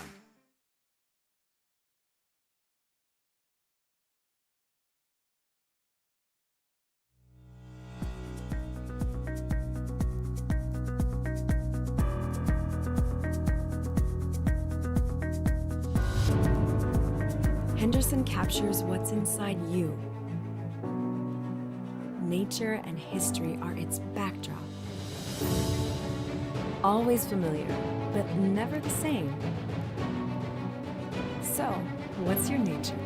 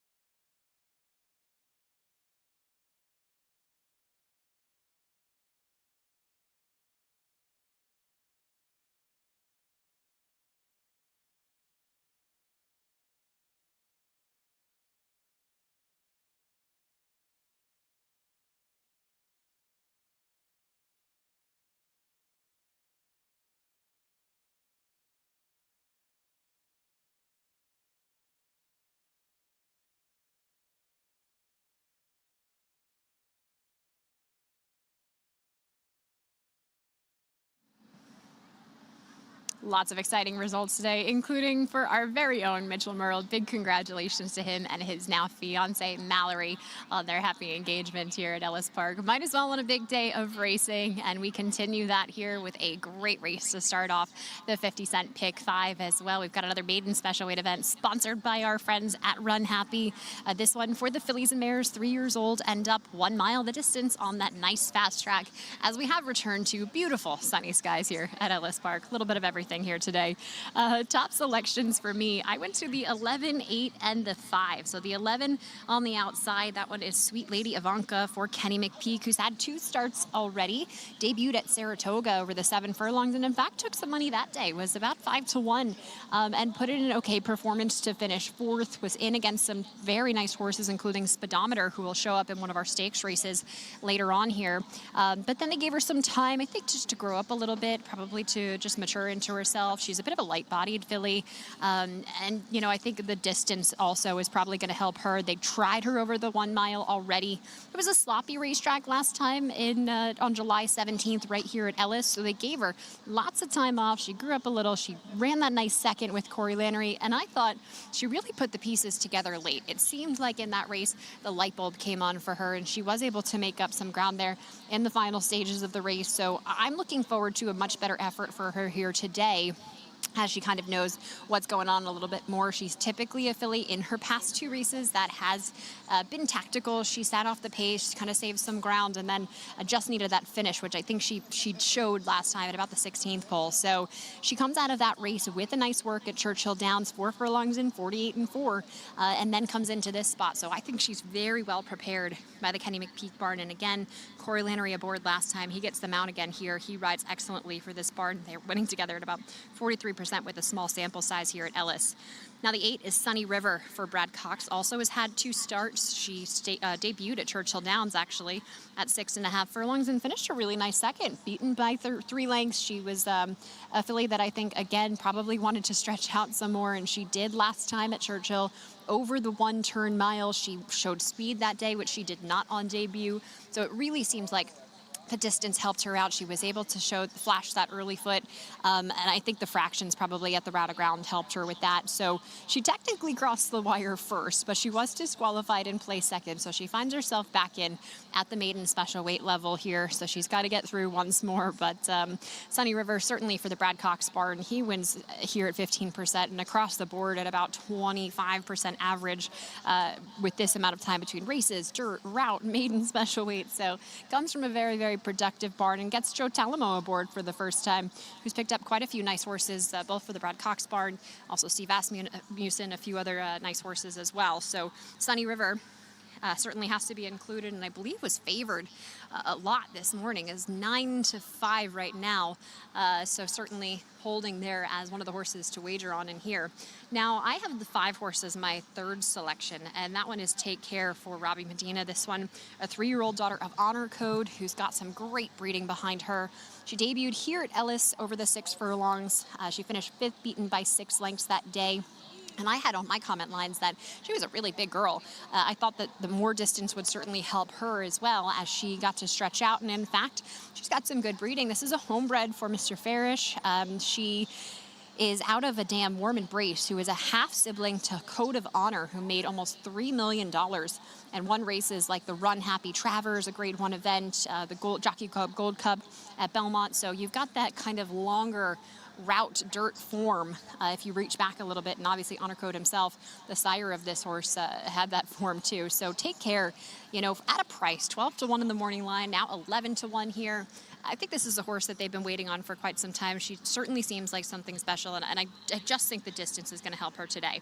Now the 4 horse is one that I liked a little bit, and I think some of the other experts had given a look to. Michael McCarthy trains this filly. She's a daughter of Classic Empire, who started off at Indiana Grand. She went 6 furlongs on debut. She finished 3rd, albeit a well-beaten 3rd by about 7 lengths or so. But again, she's going to get the stretch out here today. Likely for her, she will, I think, probably sit off that pace a little bit and show that turn of foot that she tried to put in first time out. But Fragrant for the partners of Eclipse, Gainesway Farm, LaPenta, LNJ, there we go.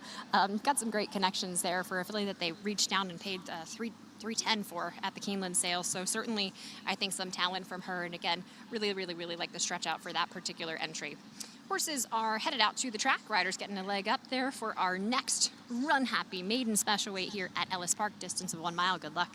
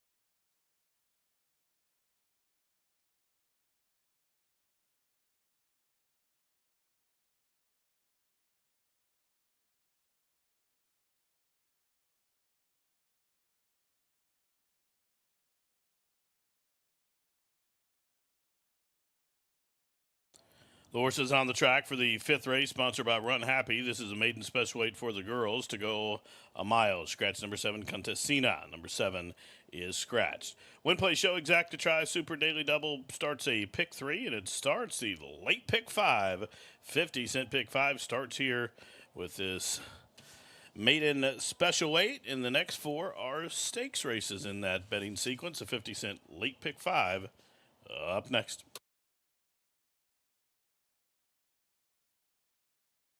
And that pool already closing in on $30,000. 3 minutes.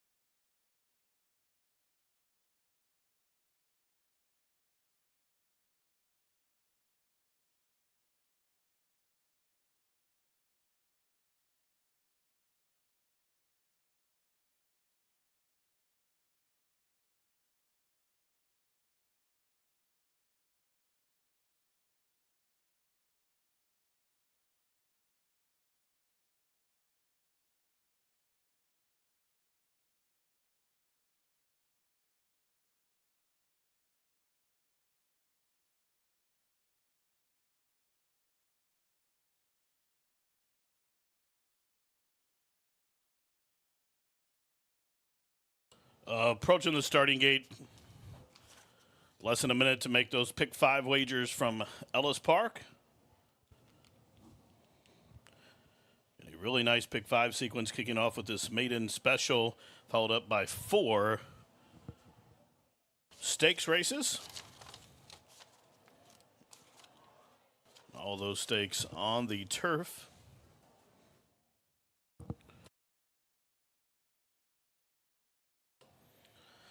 Loading in here for the 5th, sponsored by Run Happy.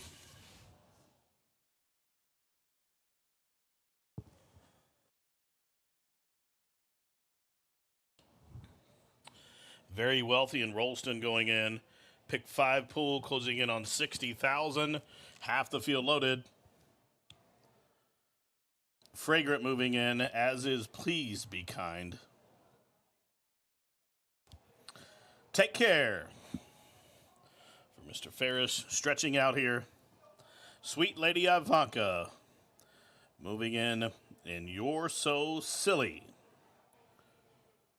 To the outside with Jack.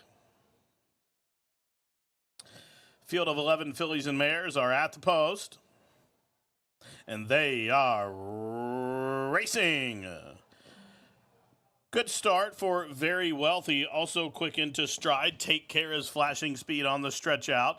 And from the extreme outside, You're So Silly. There she goes. So rounding the opening turn, 3 wide is You're So Silly. Down on the inside, it is Sunny River. Sweet Lady Ivanka right between those as Take Care has backed off that trio from 4th. Then 4 or 5 lengths for the back to Fragrant, who's a length and a half in front of Rolston. Very Wealthy is shaded by Belle Perrone. Red Bee is next till 4. Back to the trailer, 5 prizes. Up the back, said they go really strung out with 4.5 furlongs to go. The quarter was 22 and 4. It is Sunny River and Please Be Kind showing the way. You're So Silly, a 3 wide third.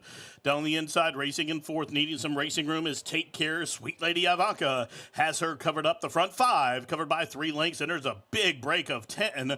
Back to Very Wealthy as they start to quicken up top with 5/16 to go. Half mile on the board now, 45 and 2. And Sunny River, the daughter of Arrogate, shows the way. Now Daylight for Take Care, who comes on through to be a clear-cut second to the top of the home stretch. And Sunny River will whip them in. She'll have to brace for the challenge of Take Care, who's coming full bore down the center of the track outside the furlong grounds. And Sunny River now shaking up on a tenuous lead. Take Care is bearing down, and Take Care has dead aim with a 16th to go. It's Take Care sweeping up, and Take Care and Brian Hernandez Jr., they're going to win. The daughter Honor Code on the stretch out wins by just about a length impressively. Sunny River was second, about 7 or 8 back to Sweet Lady Ivanka, who was third. Running time 1:35 and 3.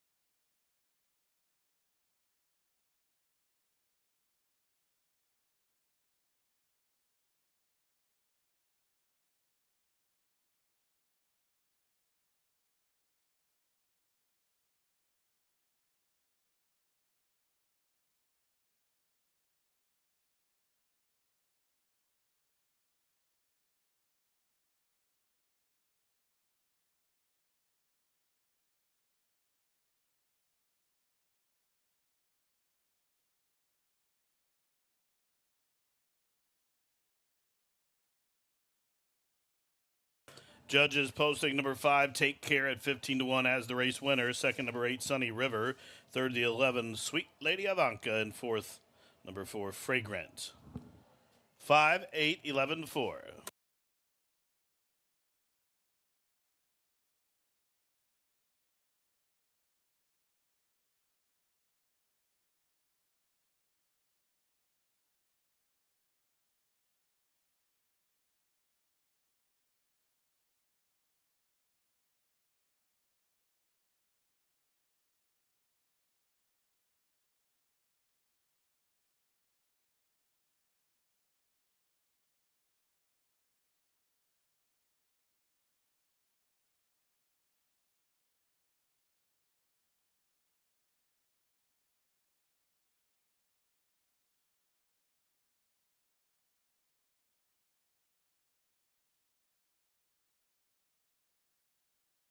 In the Jeff Hall winner's circle, number 5, Take Care. Really good-looking 3-year-old bay daughter of Honor Code here, who's out of the street cry mare named Warm Embrace. The winner carried the green and gold silks of W.S. Ferris, trained by Bobby Medina and Brian Hernandez Jr., the winning jockey. Take Care stretches out to the mile, gets paid here. Won impressively, and a good time for the mile, 1:35 and 3. Take Care, 15-1.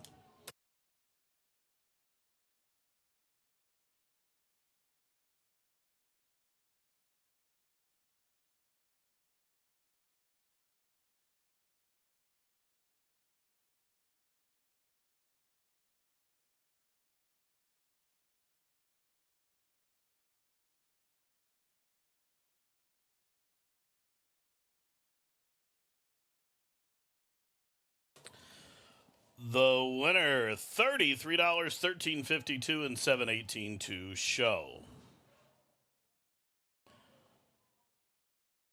Dime Super, $212. Pick 5, $4,290, 48 cents. 4, 5, $28.22. Pick 4 was better than $1,400. Exacta, $67.86. 50-cent try, $146.67. The double, $81.48. Pick 3, $153.71. And then there were 4 left, 4 turf stakes as we start a 50-cent all stakes pick 4. Up next, the 5th running of the Twin Spires Turf Sprint. $100,000 stake event to go 5.5 on the turf. The upcoming 6th races in 20 minutes. You're reminded number 8, Necker Island, has been scratched.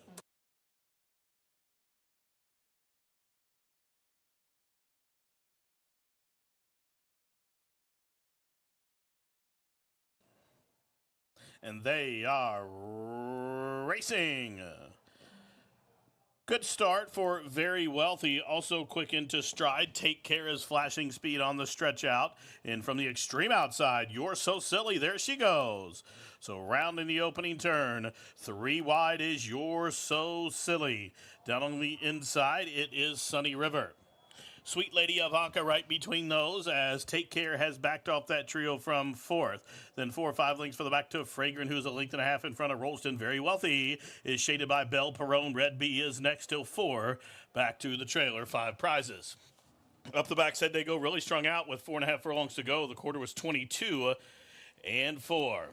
It is Sunny River and Please Be Kind showing the way. You're So Silly, a 3 wide third. Down the inside, racing in 4th, needing some racing room is Take Care. Sweet Lady Ivanka has her covered up the front 5, covered by 3 lengths, and there's a big break of 10. Back to Very Wealthy as they start to quicken up top with 5/16 to go. Half mile on the board now, 45 and 2. And Sunny River, the daughter of Arrogate, shows the way. Now Daylight for Take Care, who comes on through to be a clear-cut second to the top of the home stretch. And Sunny River will whip them in. She'll have to brace for the challenge of Take Care, who's coming full bore down the center of the track outside the furlong grounds. And Sunny River now shaking up on a tenuous lead. Take Care is bearing down, and Take Care has dead aim with a 16th to go. It's Take Care sweeping up, and Take Care and Brian Hernandez Jr., they're going to win. The daughter Honor Code on the stretch out wins by just about a length impressively. Sunny River was second, about 7 or 8 back to Sweet Lady Ivanka, who was third. Running time 1:35 and 3. And they are racing. Good start for Very Wealthy. Also quick into stride. Take Care is flashing speed on the stretch out. And from the extreme outside, You're So Silly. There she goes. So rounding the opening turn, 3 wide is You're So Silly. Down on the inside, it is Sunny River. Sweet Lady Ivanka right between those as Take Care has backed off that trio from 4th. Then 4 or 5 lengths for the back to Fragrant, who's a length and a half in front of Rolston. Very Wealthy is shaded by Belle Perrone. Red Bee is next till 4. Back to the trailer, 5 prizes. Up the back, said they go really strung out with 4.5 furlongs to go. The quarter was 22 and 4. It is Sunny River and Please Be Kind showing the way. You're So Silly, a 3 wide third. Down the inside, racing in 4th, needing some racing room is Take Care. Sweet Lady Ivanka has her board now, 45 and 2. And Sunny River, the daughter of Arrogate, shows the way. Now Daylight for Take Care, who comes on through to be a clear-cut second to the top of the home stretch. And Sunny River will whip them in. She'll have to brace for the challenge of Take Care, who's coming full bore down the center of the track outside the furlong grounds. And Sunny River now shaking up on a tenuous lead. Take Care is bearing down, and Take Care has dead aim with a 16th to go. It's Take Care sweeping up, and Take Care and Brian Hernandez Jr., they're going to win. The daughter honor code on the stretch out, wins by just about a length impressively. Sunny River was second, about 7 or 8 back to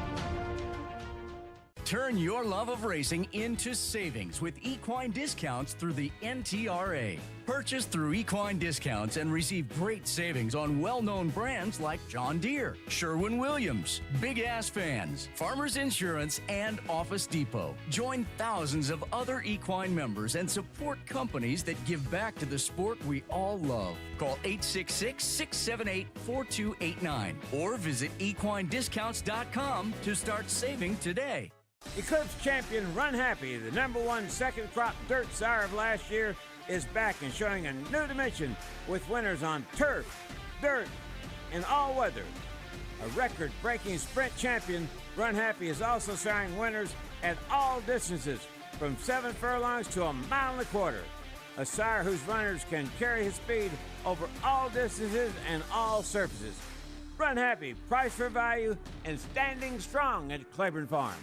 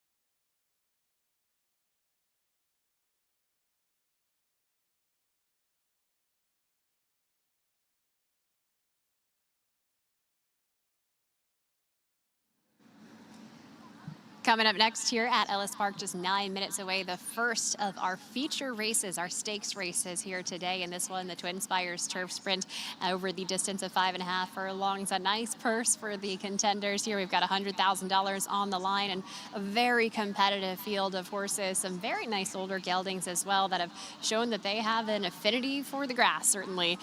Top selections for me. You do keep in mind, this is the start of the 50-cent pick four, by the way, one of my favorite wagers on the track.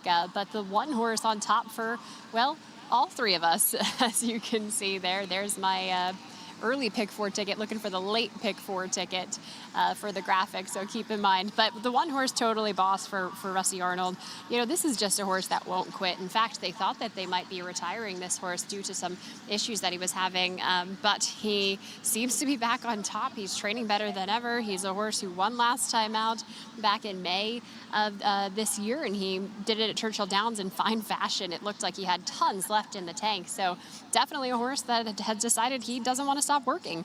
And so today he finds himself in another stakes race. He gets a bump up from where he was last time, which was a high level allowance at Churchill Downs, but he's just a really competitive type, and he's a gorgeous horse here in the paddock as well. He moves so nicely. He just has so much propulsion in his hind end, and obviously that's important for any type of a race, but especially when you're talking about some of these turf sprinters and this short distance of 5.5 furlongs. He just has such a motor to push off of, and I've been a big fan of this horse for quite some time now, so Totally Boss, glad to see him looking totally great in the paddock here. Now the 6 horse is 7 cents. This one for Brad Cox and Joe Talamo, who last time was found in a stakes race at Canterbury. Didn't run as well as they had hoped that day, went off as the favorite, but finished 4th, beaten by just a little bit over a length. However, 2 races before that, he put in a really nice performance in a stakes race at Pimlico, and then won at Keeneland over the 5.5 distance at the allowance level as well. So that's the 6, 7 cents, who I originally put as my second choice, but I have to say, just based off of what I'm seeing in the paddock here, I might have to catapult the 10 horse to that second spot for Steve Asmussen, who I'll get to in a moment. The 7, that is Thanks, Mr. Edison. This one for Brian Lynch makes a ton of sense in here. I mean, this is a 5-year-old gelding who is very fit here. He's very on the muscle here today. He is a horse that just needed the grass. 3 races back, he was on the sloppy racetrack at Churchill Downs. He didn't run any good that day. That's okay. He came back and won a allowance level at Churchill Downs over the 5.5 distance. He showed more speed that day, and he broke from the 2-hole. Today, he's a little bit further towards the outside, and last time he didn't have the cleanest start. He was in a stakes race at Indiana. He was just off the pace a little bit more than we had seen him since he's been training in the Brian Lynch barn, which has only been for the past couple of races. So it'll be interesting to see today from post 7. Of course, you have to play the break that you get, but with a cleaner break today, I wouldn't be surprised to see him show that speed that has been so helpful for him in the past few races.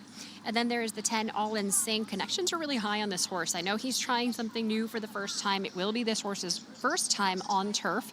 He obviously performed so well at Ellis Park in the Dade Park Dash. That race taken off the turf, and it was held on the main track, the fast main track at Ellis back on July 10th. He won that by a head, and he did it in fine fashion. He really dueled at the end of that race, but today he looks gorgeous in the paddock. He's got his neck bowed. He's really, really well muscled. He certainly seems to have his game face on here, and he's had some good experience, so it's not like it's his first time, but he just exudes class and exudes power as well. Perfect body type for this type of a distance at the 5.5. He's a really compact, strong type of a horse. Definitely has that sprinter look to him, and physically just really impressive here. Connections say that he's training really well coming into this race, training like a different horse than last time, which I asked, is that a good thing? Because he did pretty well in that last race, and they said, yeah, oh yeah, definitely. So he's obviously been a horse that's continued to develop in the Steve Asmussen barn, and he's had the 2 races on the synthetic, both at Presque Isle Downs and at Woodbine. Obviously, they tried for the turf last time, so although he's shown a proficiency for the main track here, he's obviously a horse that they've thought for some time would be a turf sprinter. So keep your eye on the 10 horse, especially at a price at 23 to 1. I think that's certainly too big for him for a bit of a value play there. Our first stakes race of the day here at Ellis Park as the horses head out to the track for the $100,000 Twin Spires Turf Sprint. Good luck.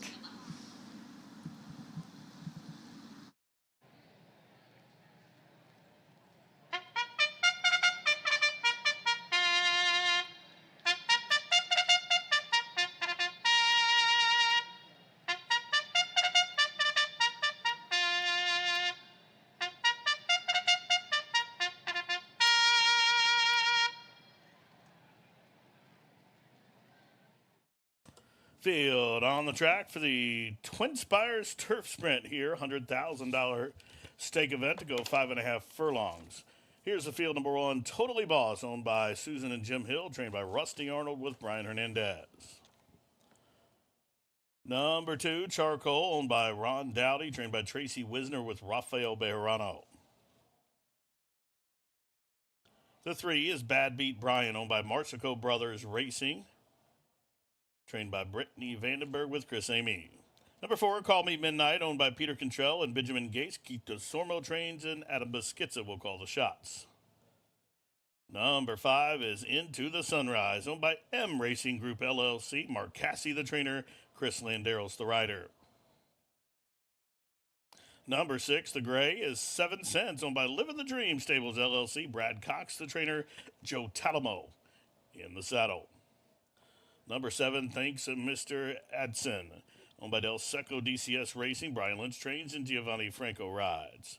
Scratchy 8, Necker Island. Number 9, Oceanic, owned by Surfside Stables LLC, trained by Jordan Blair with Edgar Morales. And completing the field of the Twin Spires Turf Sprint is number 10, All in Sync, owned by Ed and Susie Orr, Steve Asmussen, the trainer, and Vincent Chaminade, the jockey. Win, play, show, exacta, try, super daily double, pick 3 starts the all turf stakes. Pick 4 in 3 minutes. Good luck.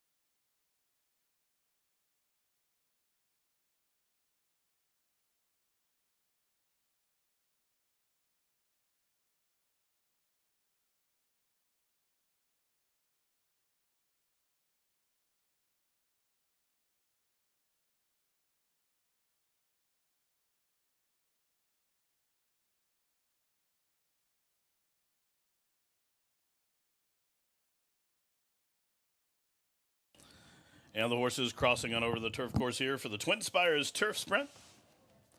8-5 on Totally Boss. We'll load up first in the Hill Silks. Into the Sunrise. Moving in, the Gray Charcoal, son of English Channel, going in at 15-1. Here's another Gray, 7 Cents for Living the Dream. Bad Beat Brian, and Thanks Mr. Edson, the next 2. Call Me Midnight in the white and red.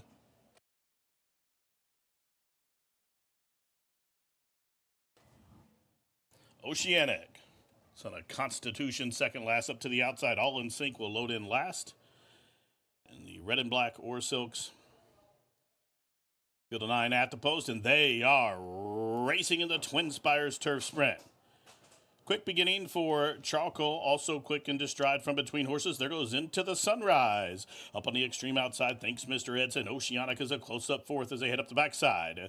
Bad Beat Brian settles long fifth, a length in front of the gray 7 cents, who is seventh. Then comes Call Me Midnight down on the inside. Totally Boss is last into the far turn. Just about 3 furlongs from home. Down on the inside, Into the Sunrise. Thanks Mr. Edson cracks up the pressure. Oceanic is a 3 wide third. Charcoal waiting room in behind horses from fourth. All in Sync loops up to the outside. The quarter drilled 21-4 with a quarter to go in the Twin Spires Turf Sprint, and they race towards the top of the home stretch, and they fan 4 across the course.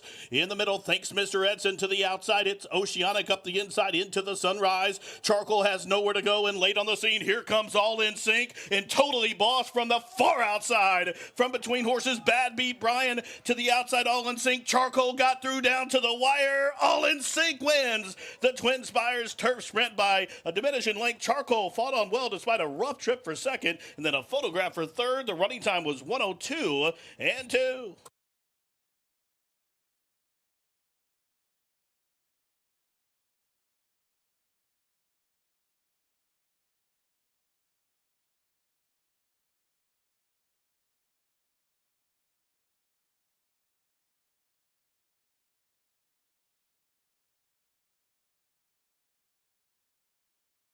Judges have hung the photo sign, a photo for win in the Twin Spires Turf Sprint.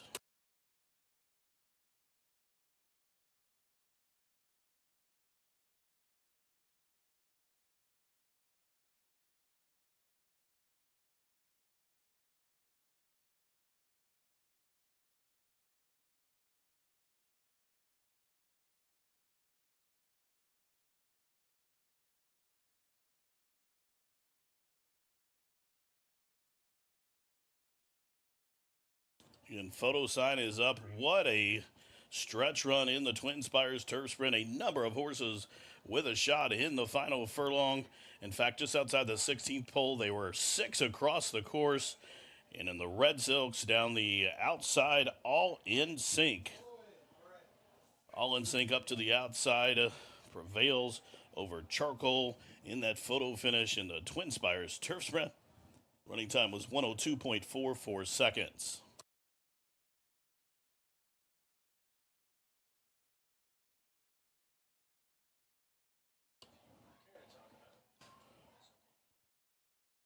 Photo sign comes down as we take a look into the replay here, the Run Happy replay of the stretch run of the Twin Spires Turf Sprint.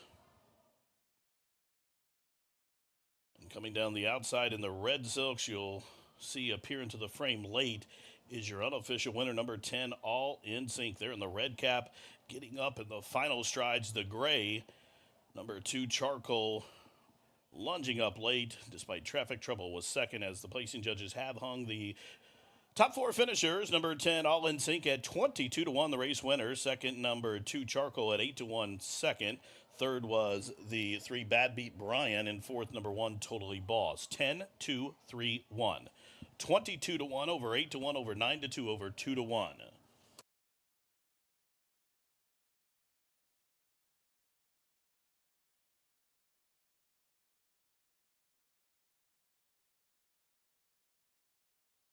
Number 10, All in Sync, pays 47.80, 15.22, 7.78 in his turf debut. He won the prep for this race, although it was taken off of the turf. He did win it in fine fashion, and All in Sync, 22-1 winner. Dime Super 949.31.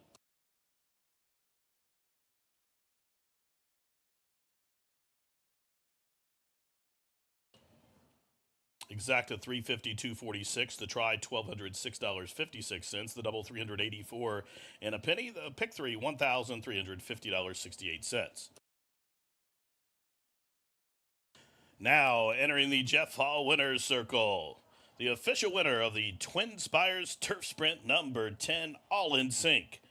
All in Sync, a sophomore, a 3-year-old dark bear brown colt by McLean's Music out of the Girolamo mare named System Time. The winner is owned by Eden Suzior, trained by Steve Esmussen and Vincent Chamano, the winning jockey. Number 10, All in Sync, now 2 for 2 at Ellis. Turf debut impressively 102 and 2.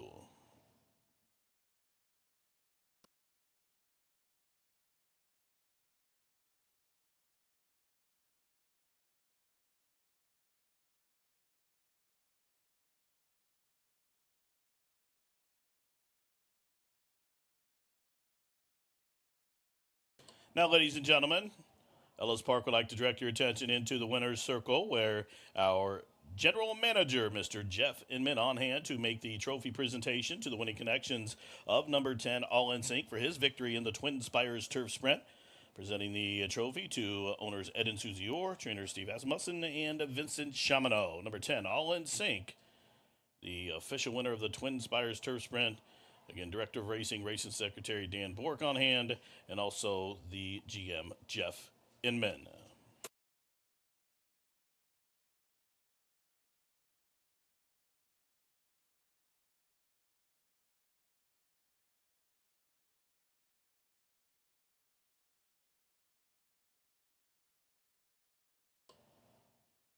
Once again, congratulations to the connections of All in Sync, taking down the Twin Spires Turf Sprint. Up next, race number 7. Race 7 is up next. We'll go a mile on the turf. These are fillies and mares. There is a scratch of number 10, Sister Annie. Race 7 is the Exacta Systems Distaff Turf Mile. Exacta Systems Distaff Turf Mile up next. Fillies and mares will go a mile on the turf. And again, scratch number 10, Sister Annie.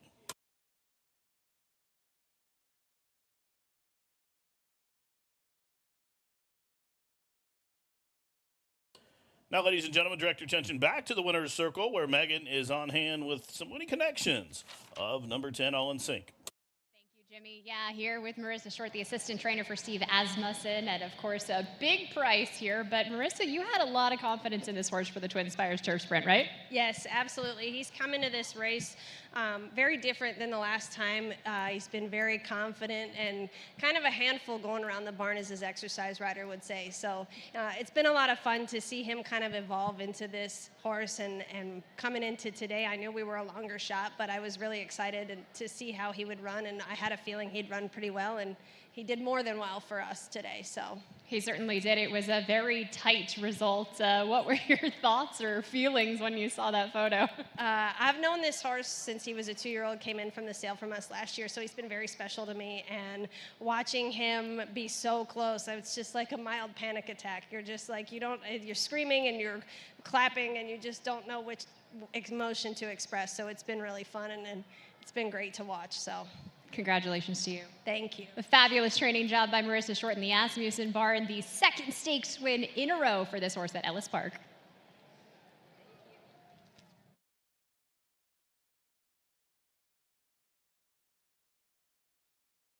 Field of 9 at the post, and they are racing in the Twin Spires Turf Sprint. Quick beginning for Charcoal, also quick into stride from between horses. There goes Into the Sunrise. Up on the extreme outside, thanks Mr. Edson. Oceanic is a close-up fourth as they head up the backside. Bad B Brian settles long fifth, a length in front of the gray 7 Cents, who is seventh. Then comes Call Me Midnight down on the inside. Totally Boss is last into the far turn. Just about 3 furlongs from home. Down on the inside, Into the Sunrise. Thanks Mr. Edson cracks up the pressure. Oceanic is a 3 wide third. Charcoal, waiting room in behind horses from fourth. All in Sync loops up to the outside, the quarter drilled 21-4 with a quarter to go in the Twin Spires Turf Sprint, and they race towards the top of the home stretch, and they fan 4 across the course. In the middle, thanks Mr. Edson to the outside. It's Oceanic up the inside, Into the Sunrise. Charcoal has nowhere to go, and late on the scene, here comes All in Sync and Totally Boss from the far outside. From between horses, Bad Beat Brian to the outside, All in Sync. Charcoal got through down to the wire. All in Sync wins the Twin Spires Turf Sprint by a diminishing length. Charcoal fought on well despite a rough trip for second, and then a photograph for third. The running time was 102 and 2. All in Sync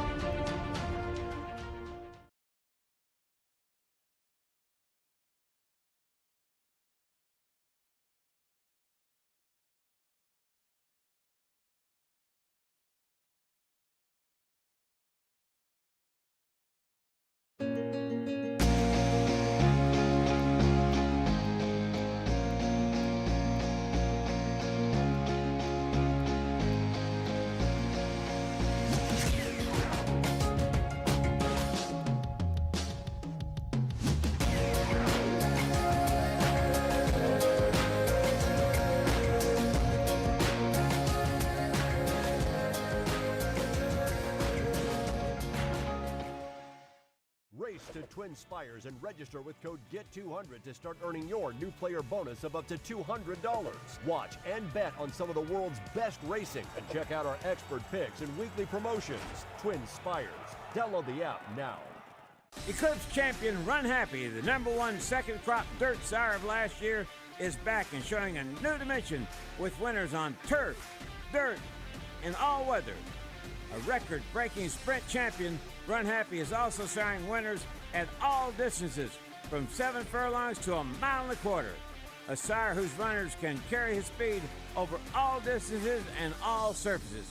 Run Happy, price for value, and standing strong at Claiborne Farm. Carefully crafted with Valencia orange peel, Blue Moon is one of a kind.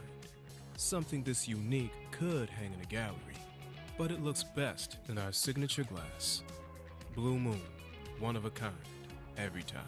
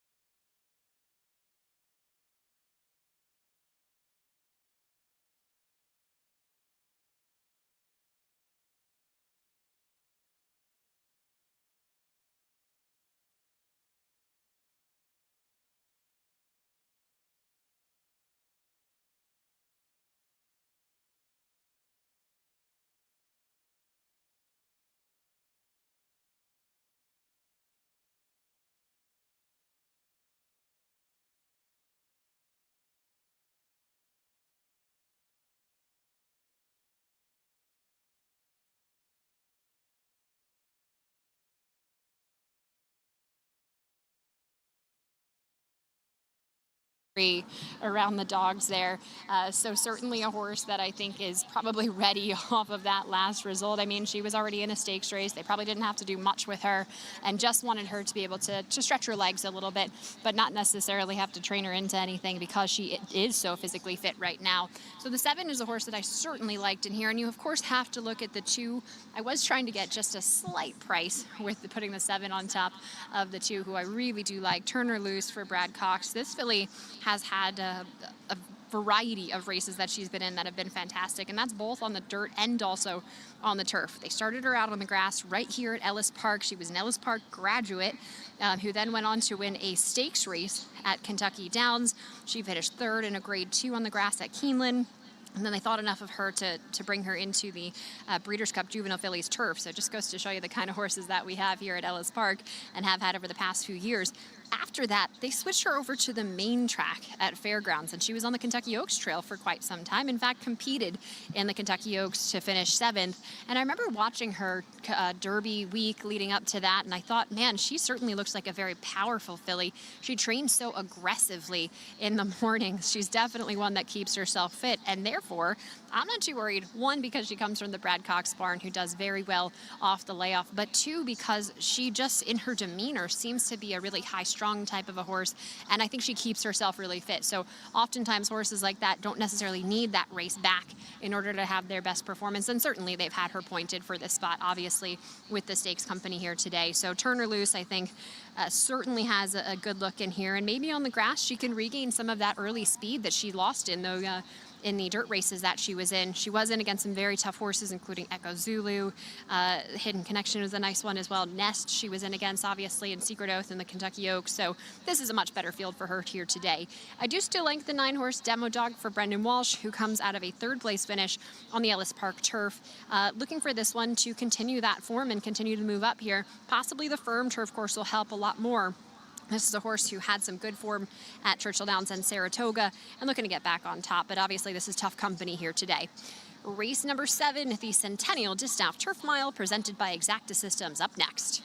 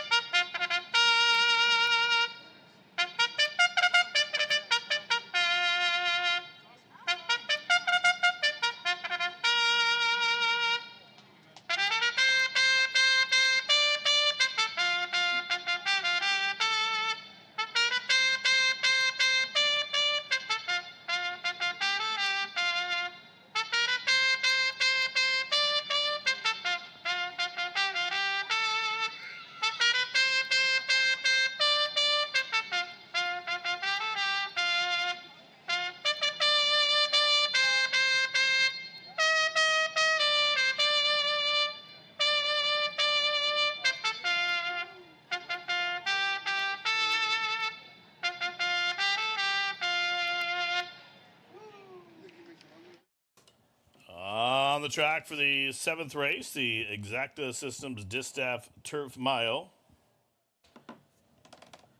In this race, reminder there's a scratch of the 10 Sister Annie. Let's meet the field for race 7. Number 1, Lady Frosted, owned by Paradise Farms Corp. and David Staudacre. Mike Maker trains with Gerardo Corrales. Number 2 is Dawn and Ike Thrash's Turn Her Loose, trained by Brad Cox with Joe Talamo. The 3, Pyramid Princess, owned by Claim to Fame Stables. Shea Stewart trains Chris Amy up top. Number 4 is Take Charge Row, owned by Roma Stable, trained by Brian Lynch with Giovanni Franco. Number 5 is William Sturrett's Wildwood's Beauty, trained by Scotty Becker with Francisco Arrieta. The 6, LTB Inc. and Ron Hillowitz Racing Incorporated's Touch of Class. She's trained by Bernie Flint with James Graham. Number 7, Undisturbed, owned by T. Lawrence and Ann Jett. Ian Wilkes trains, and Chris Landeros is the jockey.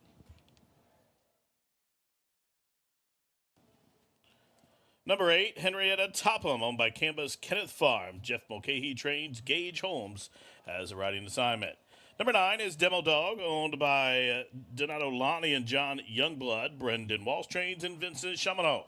Up top, that's a field of 9 fillies and mares to go a mile on the turf in the Exacta Systems Distaff Turf Mile, which starts the $3 all-turf pick 3 in just a couple of minutes. Good luck.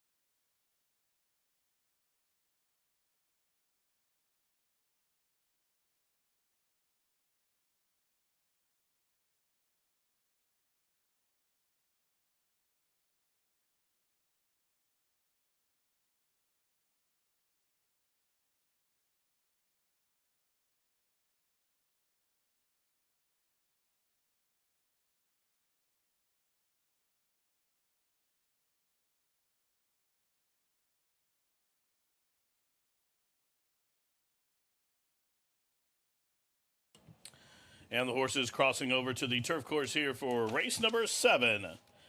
The Exacta Systems Distaff Turf Mile here on Run Happy Dollar Days at the track. Every Sunday at the track, sponsored by Run Happy. We do have dollar days, dollar beers. Or excuse me, $2 beers, dollar dogs, dollar popcorn. Of course, the entire meet sponsored by Run Happy. And a special shout out to Mattress Mac and all his good deeds supporting horse racing, and also what he's doing for the community down in Kentucky who experienced those terrible floods, sending his crew there to offer support. And Mattress Mac, sponsoring everything he does with horse racing, sponsoring this meeting. Run Happy as half the field's in for the Exacta Systems Distaff Turf Mile. Undisturbed coming up at 7-1. Henrietta Topham riding that 2-race win streak moving in. Demo Dog, she'll complete the line. Demo Dog to the outside. They are at the post. And they are racing in the Exacta Systems Distaff Turf Mile. Quick start for Touch of Class and Lady Frosted. Hard hustle down to the inside to come and engage as they race over into the first turn. But Touch of Class was able to cross and clear, and Lady Frosted had no choice but to defer from second. That means she'll be covered up by a couple of horses. Wildwood's Beauty and Undisturbed, they're right across the course outside of her. Then it is Turner Loose who settles along fifth. Right to that one's outside. Takes Charge Row is next as they turn up the backside. Henrietta Topham is in the clear third last. Demo Dog second last, and Pyramid Princess is at the back of this compact field field, just about 8 lengths top to bottom, the quarter 24 seconds flat. Outside 4.5 furlongs to travel in the Distaff Turf Mile, and it is Touch of Class doling out the fractions, a length and a half to Wildwood's Beauty.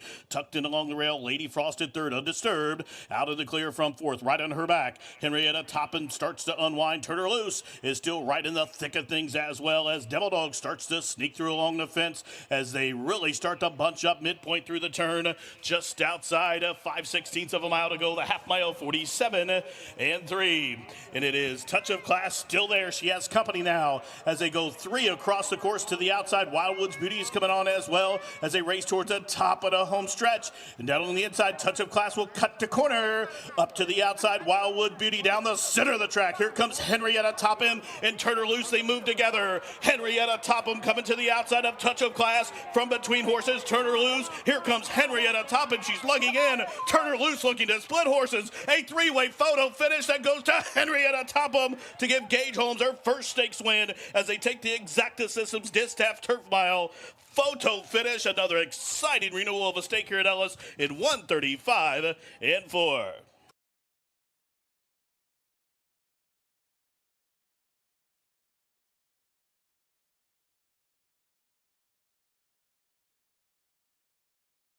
Photo finish for the win.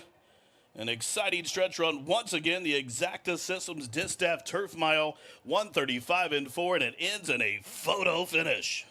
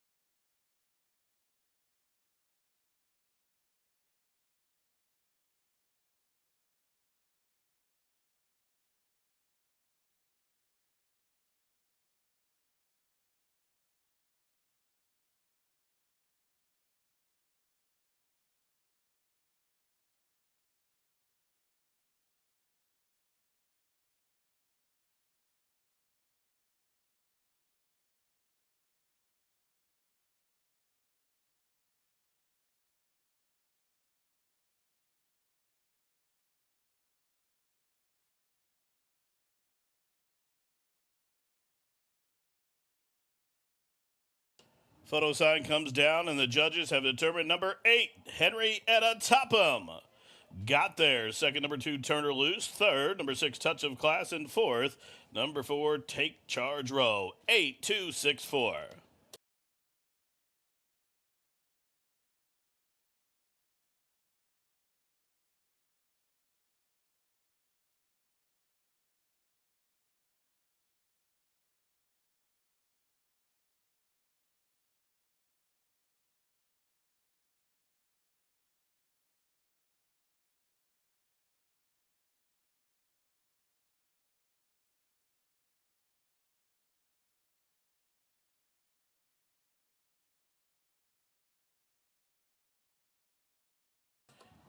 Eight, 2, 6, 4 unofficially.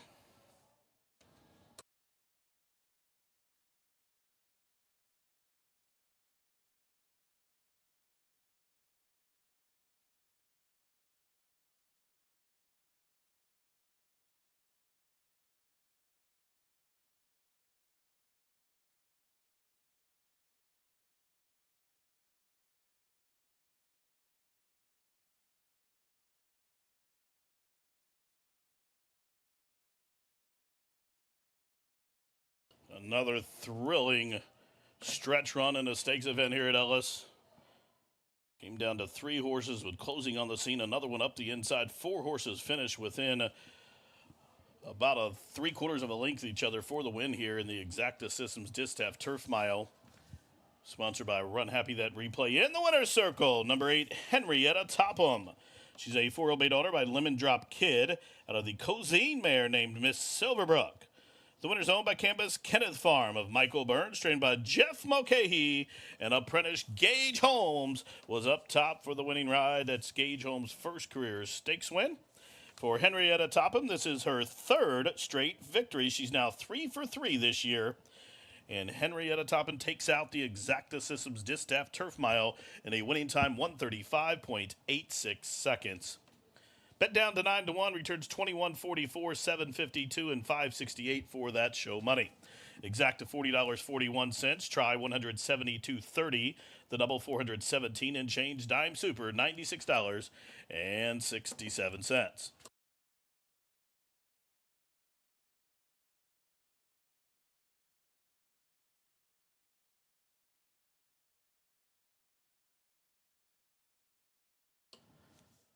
That pick three, $3,561.07. Direct your attention into the winner's circle alongside General Manager Jeff Inman. The connections of number 8, Henrietta Topham. Michael Burns representing the Campus Kenneth Farm, Jeff Mulcahy and Gage Holmes accepting the presentation for the Exacta Systems Distaff Turf Mile, and Katie Ross from Exacta Systems as well there for the presentation.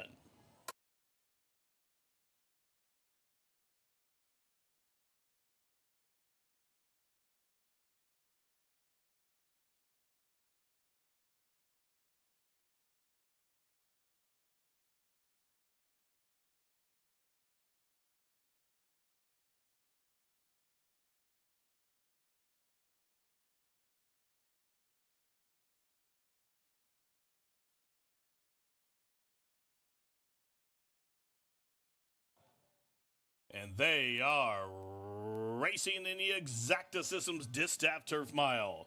Quick start for Touch of Class, and Lady Frosted hard hustle down to the inside to come and engage as they race over into the first turn, but Touch of Class was able to cross and clear, and Lady Frosted had no choice but to defer from second. That means she'll be covered up by a couple of horses. Wildwood's Beauty and Undisturbed, they're right across the course outside of her. Then it is Turner Loose who settles along fifth. Right to that one's outside. Takes Charge Row is next as they turn up the backside. Henrietta Topham is in the clear third last. Demo Dog second last, and Pyramid Princess is at the back of this compact field, just about 8 lengths top to bottom, the quarter 24 seconds flat.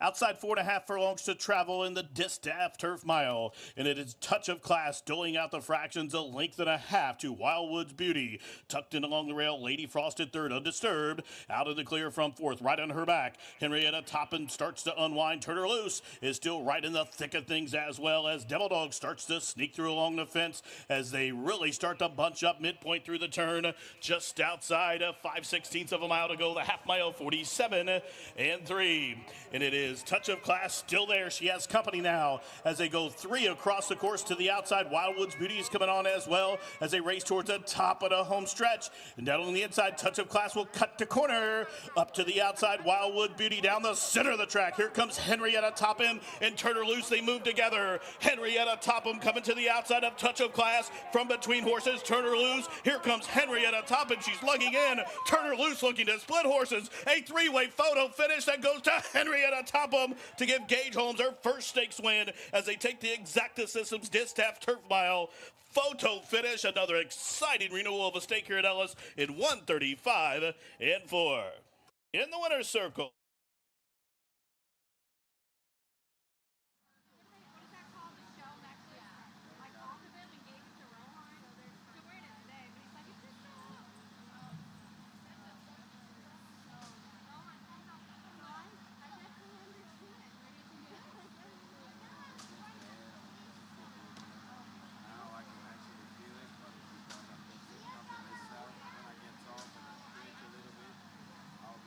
Homebred for you guys, your first stakes win, and a first stakes win for the trainer as well. So we got a lot to get to, but Gage, we'll get to you first. First of all, how excited are you to get your first stakes win here at Ellis Park? Oh my goodness. You know, I wish there were words, you know, as like when they asked me how it felt when I won my first race. There's just not a way to describe it. And take me through your ride here today, because in the stretch there were some nervous moments, maybe just because she hadn't switched the lead, but certainly a great performance. Oh, absolutely. You know, she did everything I asked her to do, and we couldn't have asked for a better turnout.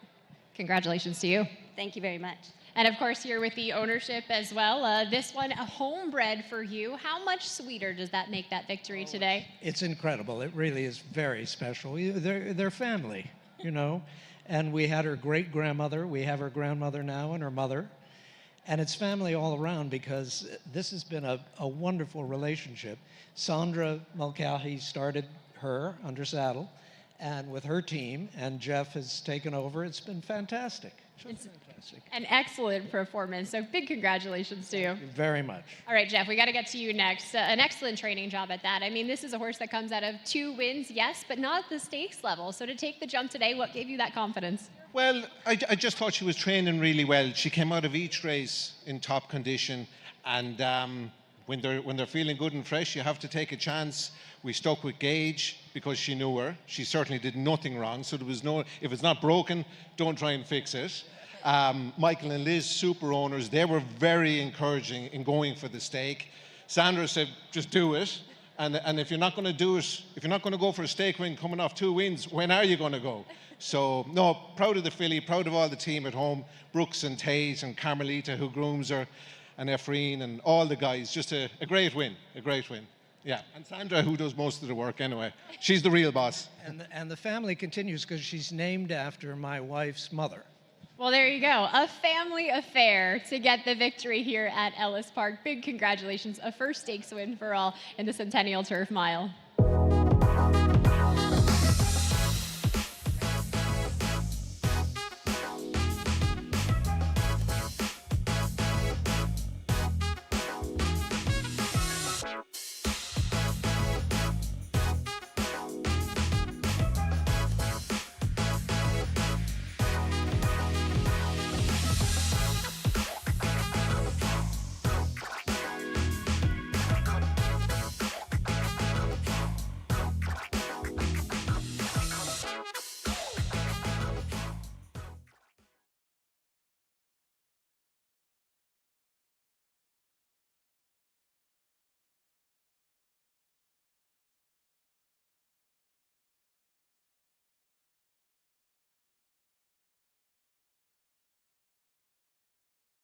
Eclipse champion Run Happy, the #1 second crop dirt sire of last year, is back and showing a new dimension with winners on turf, dirt, and all weather.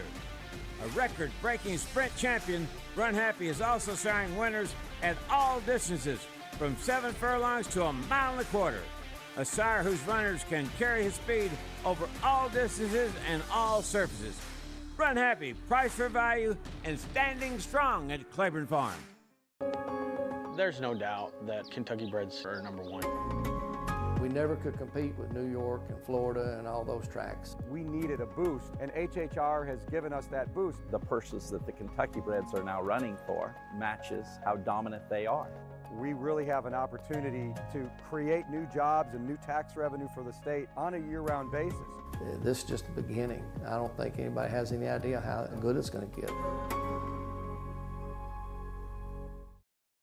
Hey everyone, I'm Pat Day, retired Hall of Fame jockey and winner of 9 Triple Crown races throughout my career. Of the thousands of horses that I rode, 1989 Belmont winner Easy Goer will always stand out as my all-time favorite. So when I traded in my saddle for a golf cart, the choice was simple.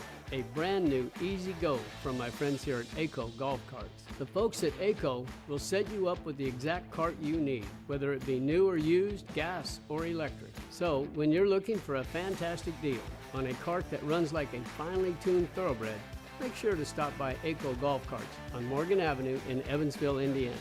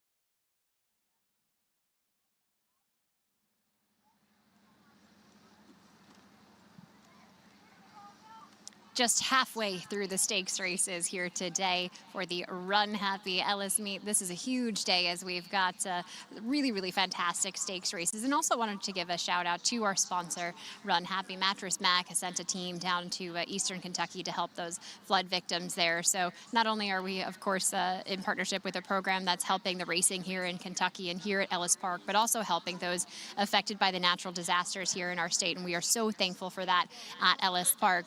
Race number 8 coming up next, the Laguna Distaff Turf Sprint for $100,000, 5.5 furlongs on the grass there, and a great field assembled. This one for the fillies and mares 3 years old and up. I went to the 5 LZ, and I mean, maybe it's because I think that Mitchell Merle is going to have a great day no matter what. Obviously, big congratulations to him for his engagement that happened just a little while earlier, but I have some confidence that both Jimmy and Jean also supported me with this top selection for all of us. LZ, just such a competitive mare. She's a daughter of City Zip.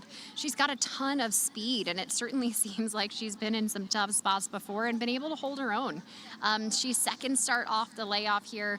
This is a horse that finished second by just a little bit, 3/4 of a length last time at Indiana, but she's been competitive and won at racetracks like Fairgrounds. She's been competitive at Keeneland. She just missed there as well. Churchill Downs she's raced at, and she's raced here at Ellis Park, including a win under her belt as well as a second place. So LZ going to go on top for me, but I will say my one concern with this race and the way that I think it might set up is the fact that it has so much early speed signed on. It may set up because of that for a horse like the 10, Toby's Heart, who's in front of me, just getting the final preparations now, and certainly looks like a very, very athletic filly. She's gorgeous here for trainer Brian Lynch. She's a horse that typically sits off the pace, and I think that sets up really nicely for her here. She's just so well suited for this type of a race. She's been in some graded stakes races before at a variety of other tracks. She's a stakes winner at Churchill Downs. She's a stakes winner at Kentucky Downs, and she's faced some of the better horses that we've had in these types of races across the country, at least on the East Coast and the Midwest. So I love how she looks here in the paddock. They did saddle her here in the corner instead of in the saddling stall. I don't know if that's normal for her or not, and just kind of hosed her down a little to keep her cool because it is pretty warm in the sun here, but it certainly looks like she is extremely well turned out for trainer Brian Lynch.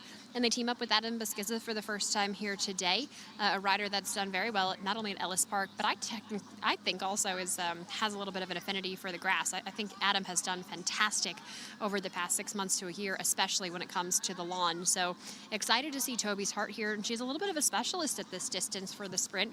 She's got a nice motor on her physically. Great strong hindquarters. She's a good sized horse for this type of a race. She is 4 for 5 at the 5.5 for long distance, and although she's never run here at Ellis Park, she brings a lot of back class with her. And again, the pace projection that I think we may see here for this race could set up nicely for her. Now the 3 horse is Brooke Marie for Eddie Keneally. This is another one that's been in against some competitive horses, including Toby's Heart, LZ, who she's faced before. So it's a little bit of a rematch between those 3 horses. She does come off a bit of a freshening here. She's typically a horse that we've seen run 2 races, 3 races, then have a bit of a break. And that's been common for her, at least since early 2021. So I'm not too concerned about the layoff for her because she's shown in the past she comes back really well. She's come back competitive. She comes back, in fact, and runs her best races, I think, when she's fresh, first start off a layoff. And that's exactly what you're getting here today for her. She's a horse that, yes, has speed, but she seems like she's one that's able to take a little bit of a breath and maybe sit the trip. So that tiny bit of relaxation that I think she may have in a stalking position, if that's what they choose here to do here today, might really help her because you have all that speed from LZ, Creative Credit, Speedometer as well. Those horses will likely be, not only because of their post position towards the inside, but also their past performances. I'd expect to see them out there on the rails, so on the lead rather. So this looks like it can certainly be a very, very quick opening race here for the Laguna Distaff Turf. Now the 2 Speedometer for Steve Asmussen. This is a horse that's already won here at Ellis Park. Kind of the same situation as we saw earlier with the previous runner for Steve, who won the stakes race 2 races ago. Speedometer won last time in a race taken off of the grass on the main track, won by 5 lengths that day as well, and just drew away from the field on a sealed track, but does get the turf here today, and that's obviously what they've been wanting for this horse for some time. She's a daughter of Tappet. She's got a City Zip mare on the bottom, so she's got that, I think, a good mix in her pedigree for the types of races that she could be in. Her dam was a multiple stakes winner, including races at Churchill Downs, Oaklawn Park as well. The one question mark is the grass. But again, it seems like that's a thing that they figured out at the Steve Asmussen barn, and she looked gorgeous stepping onto the track. Horses are getting ready for our next stakes race here, the Laguna Distaff Turf Sprint. Good luck.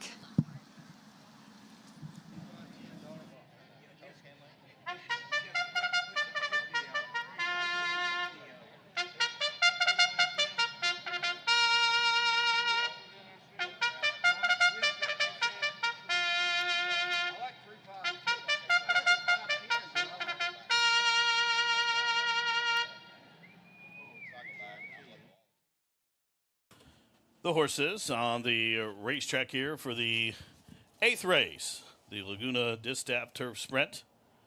Fillies and mares to go 5.5 on a firm turf. Here's the field. Number 1, Creative Credit, owned by Dick Finucane, trained by T.R. Hain with Tommy Pompel. The 2 is Speedometer, owned by Winchell Thoroughbreds, trained by Steve Asmussen with Vincent Chaminade. Number 3, Brooke Marie, owned by Castleton Lions, trained by Eddie Keneally with Rafael Bejarano. Number 4, Ambassador Luna. She's owned by Voodoo Man Racing. Ben Colebrook trains, James Graham rides. The 5 is LZ, owned by M-Bar O LLC. Chris Hartman trains with Mitchell Merle. The 6, Violenza. She's owned in partnership by 6 Column Stables, Randall Block, John Saylor, and David Hall. Ian Wilkes trains with Chris Landeros. The 7, Social Chatter, owned by G. Watts Humphrey Jr. Vicky Oliver trained Brian Hernandez Jr. in the saddle. Number 8 is Little Blaze, owned by J&J Stables and Nick Vacareza. Carlo Vacareza trains and Gabe Saez in the saddle. Number 9, Sterling Miss, carries the silks of Carl R. Moore Management, LLC. Joe Sharp Conditions and Francisco Arrieta is the pilot. Complete in the field, number 10, Toby's Heart, owned by Terry Hamilton, Brian Lynch, and Gary Barber, trained by Brian Lynch with Adam Beschizza. That's the field of 10 fillies and mares to sprint 5.5 on the turf here in the Laguna Distaff Turf Sprint. Win, play, show, exacta, try, super daily double in 3 minutes.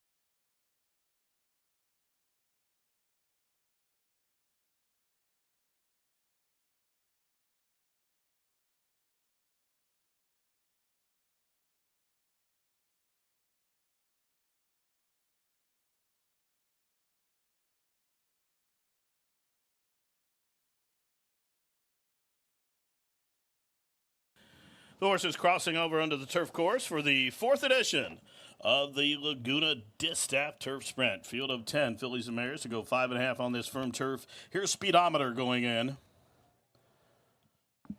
9-2 on Brooke Marie. 4 left to load. Ambassador Luna, 37-1. LZ, 2-1 favorite moving in.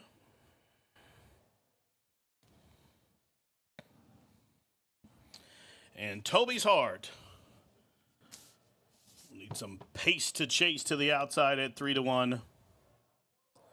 We'll load up last.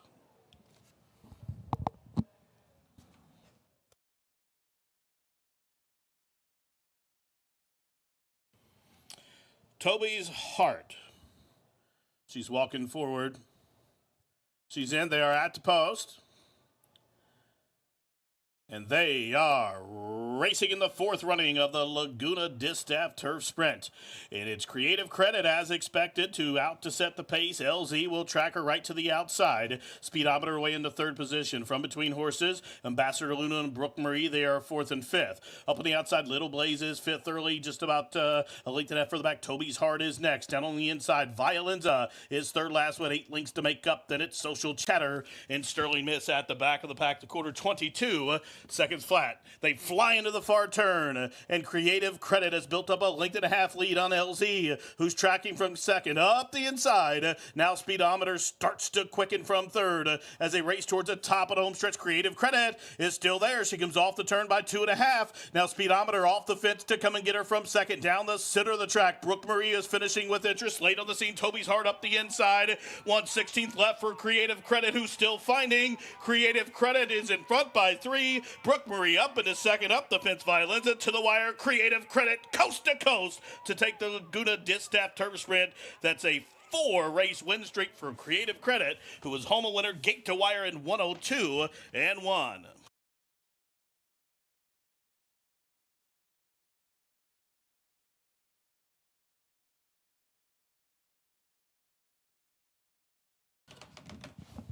Creative Credit popped the gate, went right to the front, used that rail and her speed to her advantage, and has been posted as your unofficial winner. Number 1, Creative Credit. There is a photograph for 2nd 1 and a photo finish.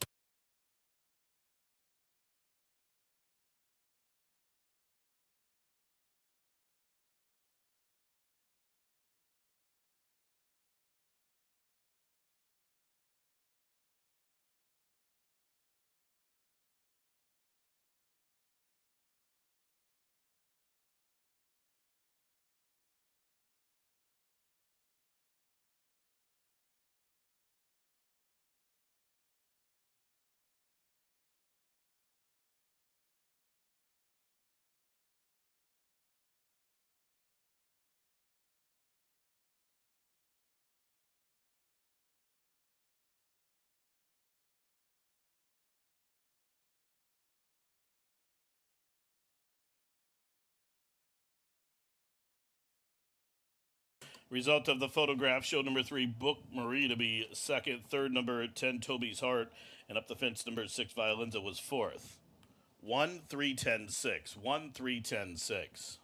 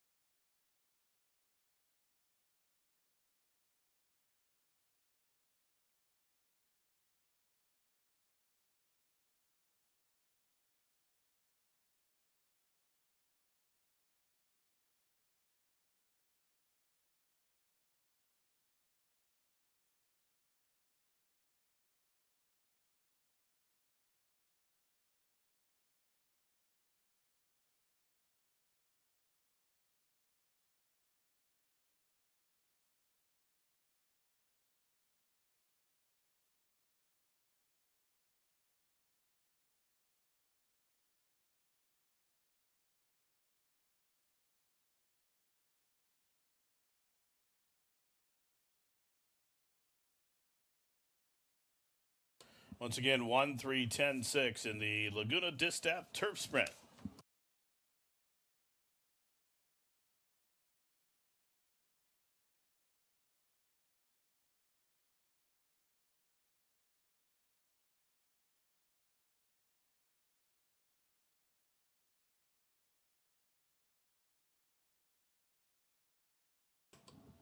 Into the Jeff Hall winner's circle here. She is number 1, Creative Credit. A 5-year-old chestnut mare by Creative Cause out of the Najaron mare named Credit Crunch. The speedy mare owned by Dick Finucane, trained by T.R. Hain, ridden to victory by Tommy Pompel. Lesline Pompel and Eddie Beck with guest appearances in the winner's circle as Creative Credit takes down the Laguna Distaff Turf Sprint to make it 4 straight victories for this daughter of Creative Cause. Creative Credit now an 8-time winner in all, her 4th victory of the season. At 11-1, returns 24-16, 996, and 620 to show.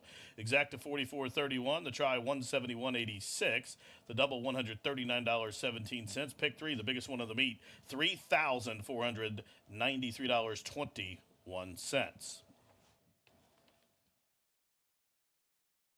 Dime Super, $239.11.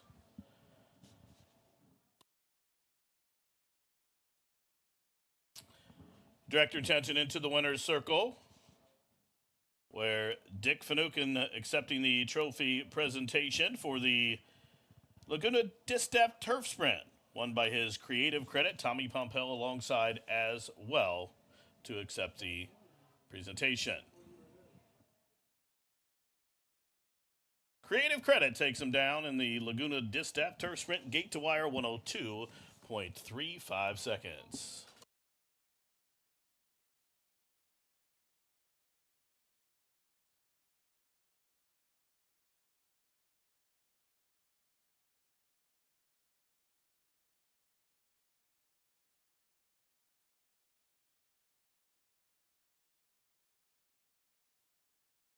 Ladies and gentlemen, at this time, I'd like to direct your attention down to the winner's circle, where I'll send it down. Megan is alongside winning jockey Tommy Pompel and owner Dick Finucane. The winning connections of the Laguna Distaff Turf Sprint at Ellis Park, Terry Pompel and Richard Finucane here, who is the owner and breeder as well. Terry, we'll get to you first. This was quite a performance. I thought there would be a lot more speed on the front end, but it seems like it was all up to you up there. Take me through your ride.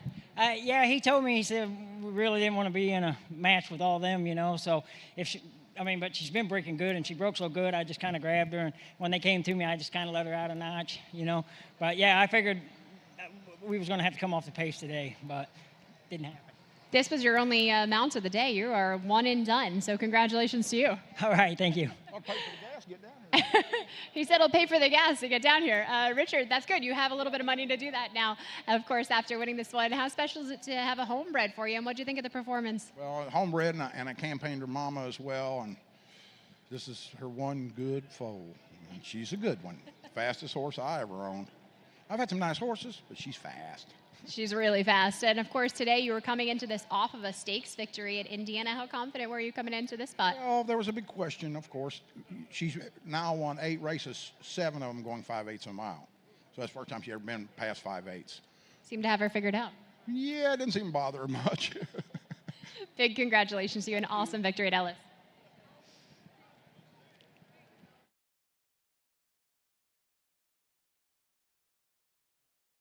And they are racing in the 4th running of the Laguna Distaff Turf Sprint.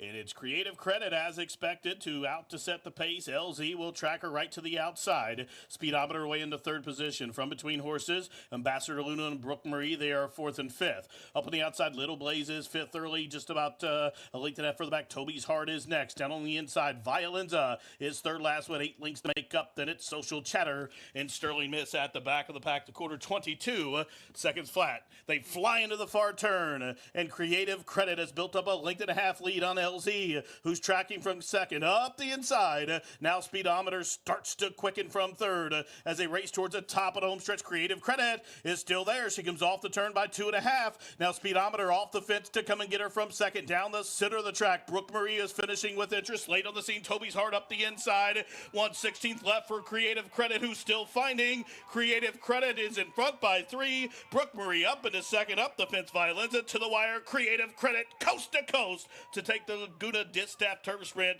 That's a 4-race win streak for Creative Credit, who was home a winner gate to wire in 102-1.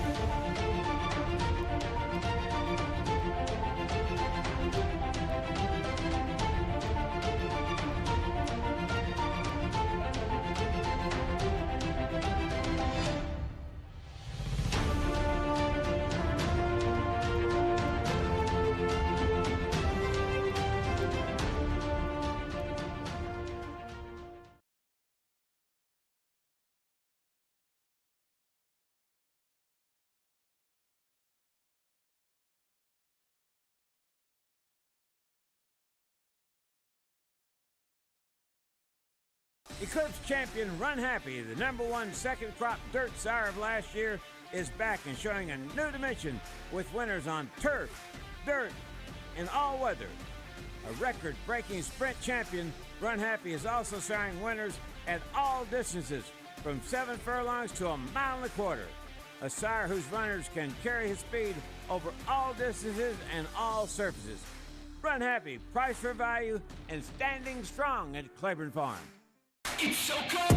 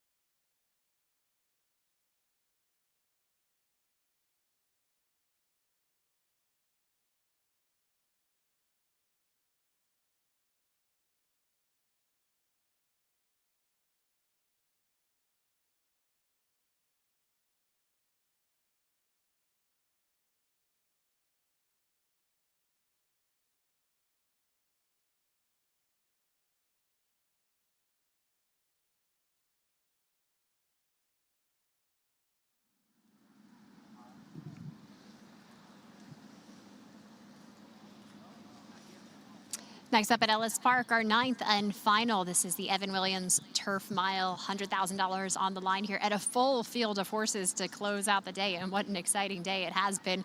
Massive prices that we've seen, at least in the latter part of this card. So hopefully you've been playing along at Ellis Park and winning, of course. You've got a heavy favorite in here at 6-5, and that is the 3 horse who you can see is on top for me, as well as Gene McLean. I also like the 9-11. Jimmy threw the 4 in there, and Gene threw the 2 and the 1 in there. So we certainly think that there are a number of horses that have a solid chance. The 3 horse, Mr. Dumas, this one a 6-year-old horse for Johnny Ortiz. 2 races back was actually defeated by Grace Fable, who's in this race, and I'll get to it in a few moments. But this is a horse who comes off of a win from Canterbury. They shipped him up there. He ran an excellent number, best race of his career, in fact. He's a horse that typically sits off the pace, but he doesn't have to be that far off of it. So he is, I think, a little bit versatile. In fact, he sat second by just half a length before. He's come from 6 lengths off of it like he did last time, and I think that versatility is going to be really helpful here against this particular field of horses. He's gotten along very well with Raylu Gutierrez, who again retains the mount, and in fact been training nicely at the Thoroughbred Training Center for Johnny Ortiz. So looking for that one to get the first stakes victory at the Run Happy meet for John Ortiz, if possible here, and certainly a horse that looks good in the paddock as well. As again, this is a very full paddock, so there's a lot happening here, but he has been a perfect gentleman as they've been going around. Now I'll talk about the 9 horse. That one is Grace Fable for Brian Lynch. This is a horse who they did saddle in the stalls there. He's a beautiful gray son of Giaponti. He is a horse that has shown speed in some of his better races, and he nearly drug them into the paddock here. He's got 2 handlers on his head. He's definitely a horse that looks like he is fit and ready to go in the paddock, but he is missing wins in his past performances. His last win was 3 races back by just ahead at Churchill Downs in a stakes race there on, I believe, Kentucky Derby weekend. But before that, you had to go back until April of last year. He's a horse that seems like he's had a lot of good performances. He's certainly been in tough spots, including multiple graded stakes races before. So he's definitely one that I think brings the back class here. You get Mikhail Michel, the rider that we interviewed last week, a French rider who's had a lot of international success. This would be her first stakes win here at Ellis Park, and I believe in the U.S. As well. But Grace Fable walking in front of me just has fantastic reach to him when he walks. You can see he's really careful about where he places his feet. He's definitely a horse that looks like he's got some scope to him, so makes an excellent appearance here in the paddock. Now the 11 horse towards the outside is Penalty for Bill Mott. Just a gorgeous coat on this Son of Blame. He's got a great muscle tone as well, and I think really well balanced for this particular distance. We're going a mile, so you like to see that balance between the front and the hind end, and he certainly has that here. He's obviously been in some tough spots before as well, and another horse that's had trouble putting the pieces together in some of his races, so I think they're hoping for a softer spot for this horse today. He typically sits off the pace. He gets Jimmy Graham for the very first time here today, and obviously breaking from the outside, I would expect them to maybe sit the trip there, playing the break, obviously, depending on where they end up. But certainly a horse that brings in some back class here. He's just got to put the pieces together, and he's never raced here at Ellis Park before. But that being said, he did look gorgeous here in the paddock. Like I said, just a really, really stunning Son of Blame and a nice condition to him. A few others to mention. The 12 Temper Tantrum getting saddled in front of me right now. This is a horse who I would say probably prefers to be on the front end, but breaking from the 12 hole here today, I don't think going to get it. He's one that's actually, despite the fact that to me he's got such a big hindquarters to him, I'd expect to see success sprinting, but he's actually done really well at the distance of 1.1 miles, including a race here at Ellis Park. This is obviously a step up for him, so he's got a lot to prove here today, but certainly a horse that obviously has shown an affinity for the racetrack. Horses are headed out to the track for race number 9, or final race of the day. This is the Evan Williams Turf Mile. A lot of contenders in here. 1 mile the distance. Best of luck.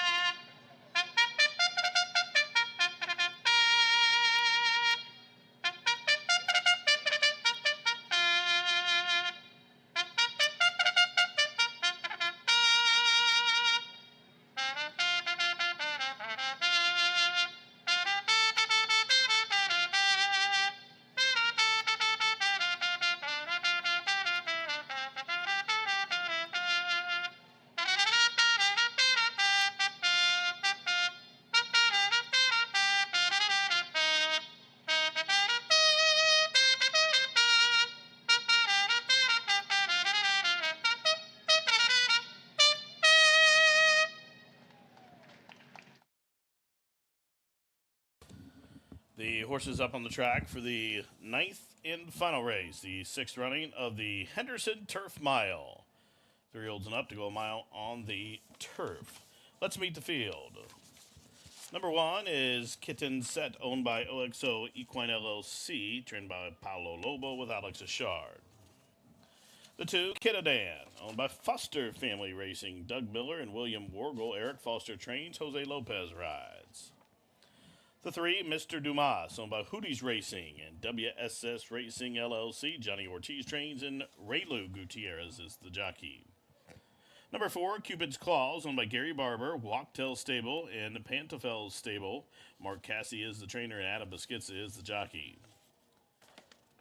Take out number 5. The 6 is Touch Revenge, owned by the Claim to Fame Stable. Shea Stewart is the trainer, and Gerardo Corrales the rider. Number 7, Dreamer's Disease, owned by Cypress Creek Equine and Arnold Benowith. Robertino Diodoro trains, David Cohen up top. Number 8 is Circle 8's Mount Rundle. Michelle Nier trains, and Joe Talabo rides. Number 9, Gray's Fable, owned by Steve Goldfine, Kerry Provost, and Jeff Zlonis. Brian Lynch trains, and Mikhail Michel, the jockey. Number 10, Tejano Twist, owned by J.D. Thoroughbreds and Joey Keith Davis. Chris Hartman trains with Mitchell Murrell.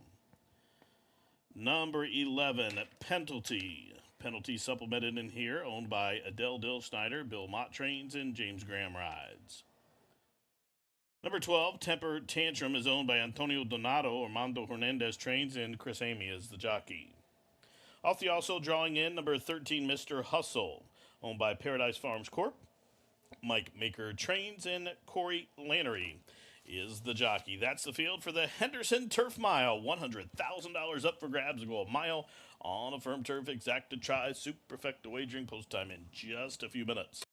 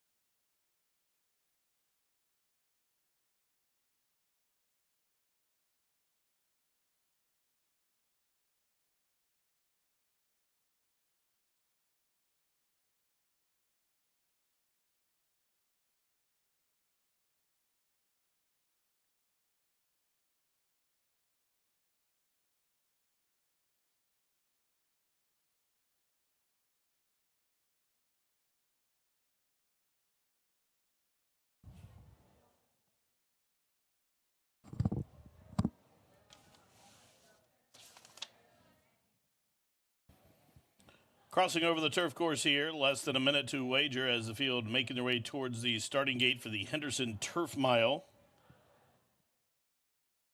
Full gate of 12 to go a mile on a firm turf. The turf rail set to 0 to close out this wonderful race card. Kitten set going in first for Larry Best OXO Quine. Mount Rundle moving in. Up comes Kitadan for the Foster group.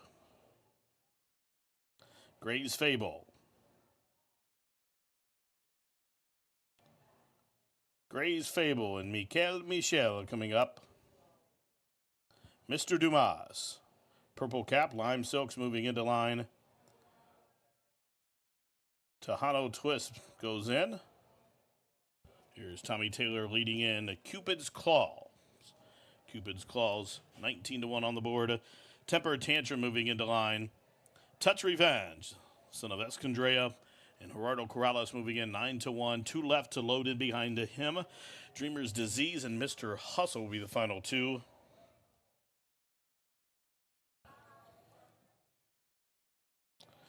Dreamer's Disease. Locked away. Mr. Hustle to the outside will complete the load. Full field of 12. In line for the Henderson Turf Mile, they are at the post with the start from Scott Jordan. And they are racing in the Henderson Turf Mile. And Dreamer's Disease with a rocket start just like that has the lead and the fence. Temper Tantrum to the outside, away in good order as well. He jumped up into second as they take on the first turn. From between horses, racing along into third position, advancing Touch Revenge. Down the inside, Kitten Set is next, covered up to the outside. Now advancing is both Mr. Hustle and Penalty. Then 2 lengths further back to the gray, Gray's Fable, who is a length in front of Kitadan, who's down on the inside as they turn up the back side. Mount Rundle to the extreme outside, still 2. Back to Mr. Dumas, Tejano Twist, and Cupid's Claws will have to run by them all. That's the 12 of them up the backside in the Henderson Turf Mile, chasing Dreamer's Disease behind a quarter 24 seconds flat. Long shot Mr. Hustle up to the outside as they go past the half-mile pole.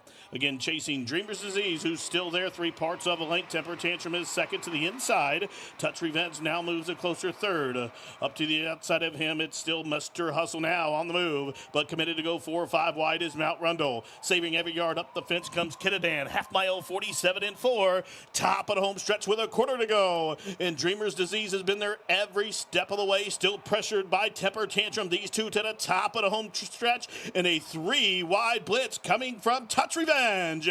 And Touch Revenge is forging to the front inside the final furlong, opening up by 3. Mr. Dumas late on the scene is coming after him. Here comes Mr. Dumas. Grace Fable to the inside. Mr. Dumas over the top. Grace Fable up the fence and up the fence to win for Michel. Grace Fable had odds of 10-1, rode the rail to victory in 134-4. And Michel with her first North American stake win. She's been proven throughout the country, and she can add the USA to her resume now. 134.93, Grace Fable, now a 6-time winner.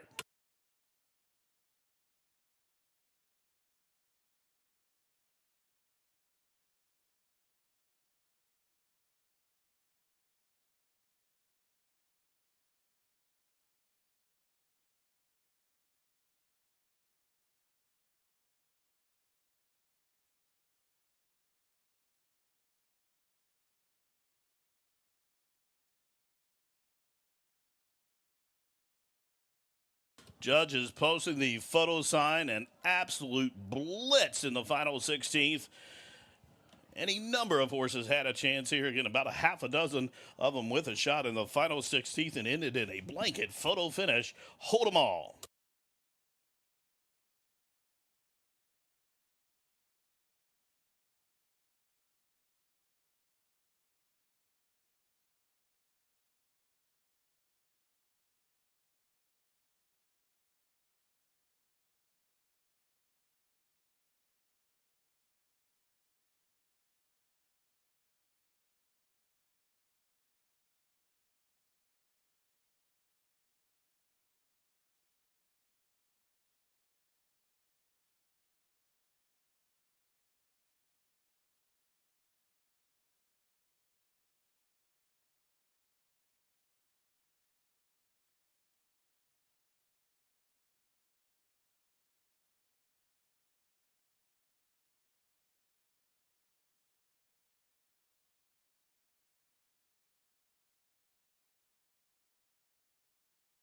And number 9, Gray's Fable, posted as your race winner. Second, number 3, Mr. Dumas. Third, number 6, Touch Revenge. And finishing fourth, number 1, Kit and Set. What an effort turned in by Gray's Fable.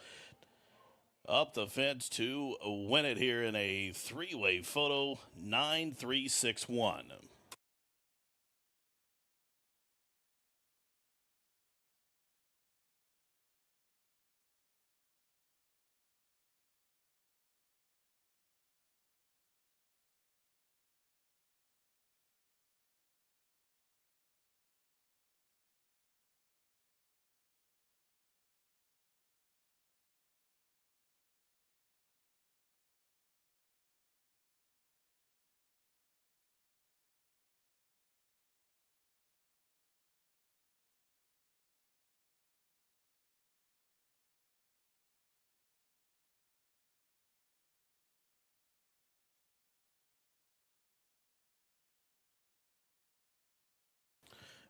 You'll see here in the Run Happy replay, the Gray sliding up the fence. Mr. Dumas to the outside. Touch Revenge right there as well.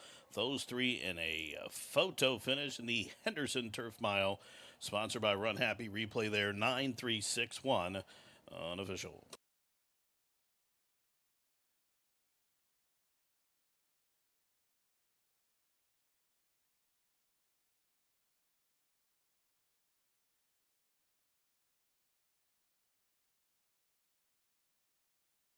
Moving into the Jeff Hall Winners Circle, the unofficial winner of the Henderson Turf Mile $100,000 turf stake here is number 9, Gray's Fable, a 7-year-old gray roan gelded son by Gio Ponte out of the Oratory mare named Myrtle's Gray. The winner's owned by Steve Goldfine, Kerry Provost, and Jeff Zlonis.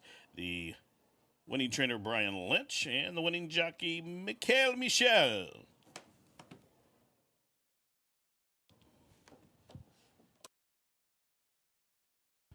Gray's Fable takes down the Henderson Turf Mile in a winning time 134.93 seconds. A 6-time winner now.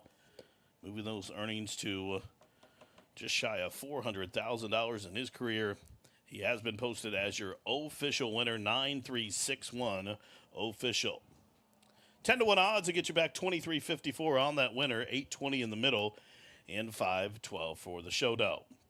Pick 4, how about this? Maybe a record. $85,939 in change. The exacta $46.10. 50-cent try, $102.64. The double, $193.56. Pick 3, $1,184.03.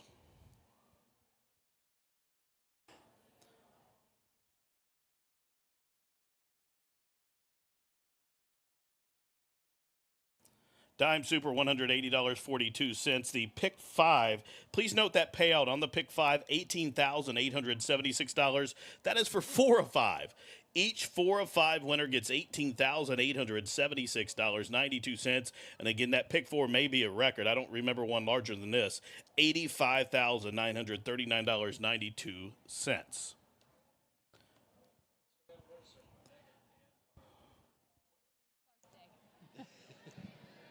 Now down to the winner's circle. Megan's on hand with the winners of the Henderson Turf Mile.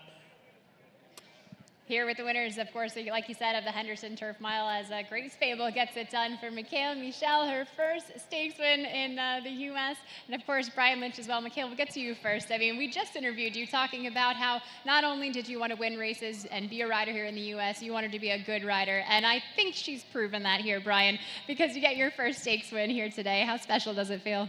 First, I'm really thankful to Mr. Brian Lynch and his stable because they make a really good job and they give me a good horse too. And second, I told you the last time, I want to win everywhere and I want to prove that the female rider can win a big race. So I start to do it here and I will continue like this. It was a fantastic ride up the rail. Take me through the stretch run for you. Yeah, there was somebody go in front, but today's race go really fast, so I was just patient and confident on my horse. But on the last race, some trouble of traffic, but I was still confident on my horse and it gave me back how we can do it, so I'm happy. Fabulous job. Congratulations. Thank you. And Brian, of course, for you, I heard you say as the horse came into here, he ran like we thought he could. It's not a horse that you've had in your barn for that long, but how confident were you coming into this spot for him? I won't say I was confident because we'd had him, Roger Atfield had handed him over in such good form when he won the stake at Churchill, and then he ran sort of 2 clunkers for us. But he always showed he's had the talent, so it was nice to see him put it together. And it was a great ride, very patient, and I think she announced her arrival today. I think so, and big on you to give her the chance to do that on this horse. Congratulations. Thanks very much. Great Fable, the winner of the Henderson Turf Mile here on a massive day at Ellis Park. You want to enjoy some champagne? Once again, ladies and gentlemen, those prices for the finale. Just a reminder, the $3 all-turf pick 3 paid $20,380.41 for the 3-cent payout. Again, we spoke earlier in the card how we thought this would pay huge, and it sure did. $3 pick 3, $20,380.41. And again, check your tickets on those other exotic payouts as I spoke. The pick 4 was giant, $85,939. And check your pick 5 tickets. Was not hit. Pick 5 paid on 4 of 5. Each 4 of 5 combination to get you back $18,876.92. And there is a carryover into Friday's program of $56,630.29. And that wraps it up for a wonderful week of racing here at Ellis Park. Again, live racing next week. Back at you at 12:50 on Friday. Thanks for coming out today to the track. Don't forget, fun doesn't stop here. Head over to the clubhouse, the air-conditioned clubhouse, with simulcast from tracks throughout the country where you can watch and wager here in the clubhouse. Also, the HHR machines in there as well for your enjoyment, with plenty of promotions and giveaways going on. Head over to the clubhouse. From everyone here at the track, we'll see you next week, 12:50 on Friday. Until then, have fun at the races.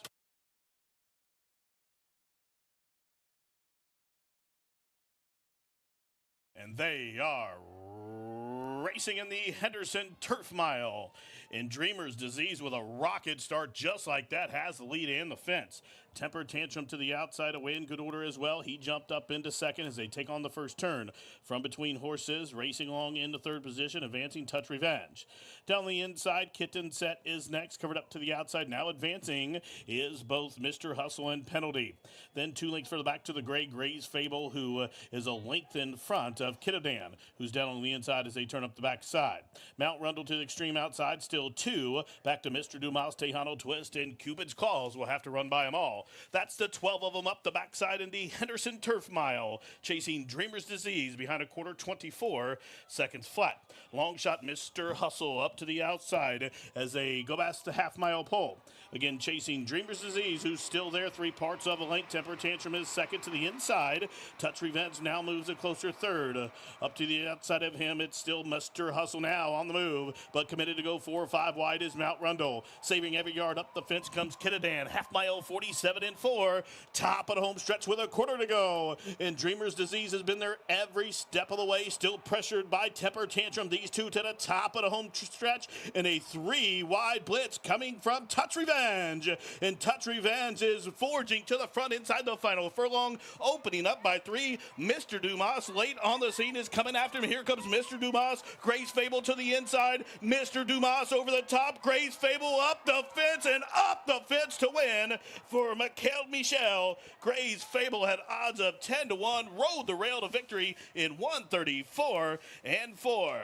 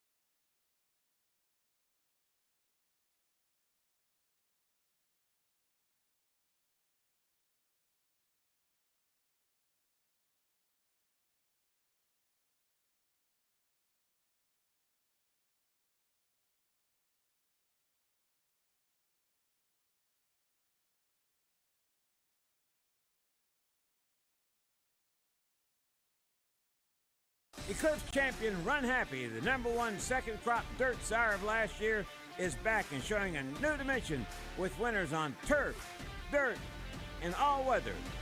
A record-breaking sprint champion, Run Happy is also showing winners at all distances, from 7 furlongs to a mile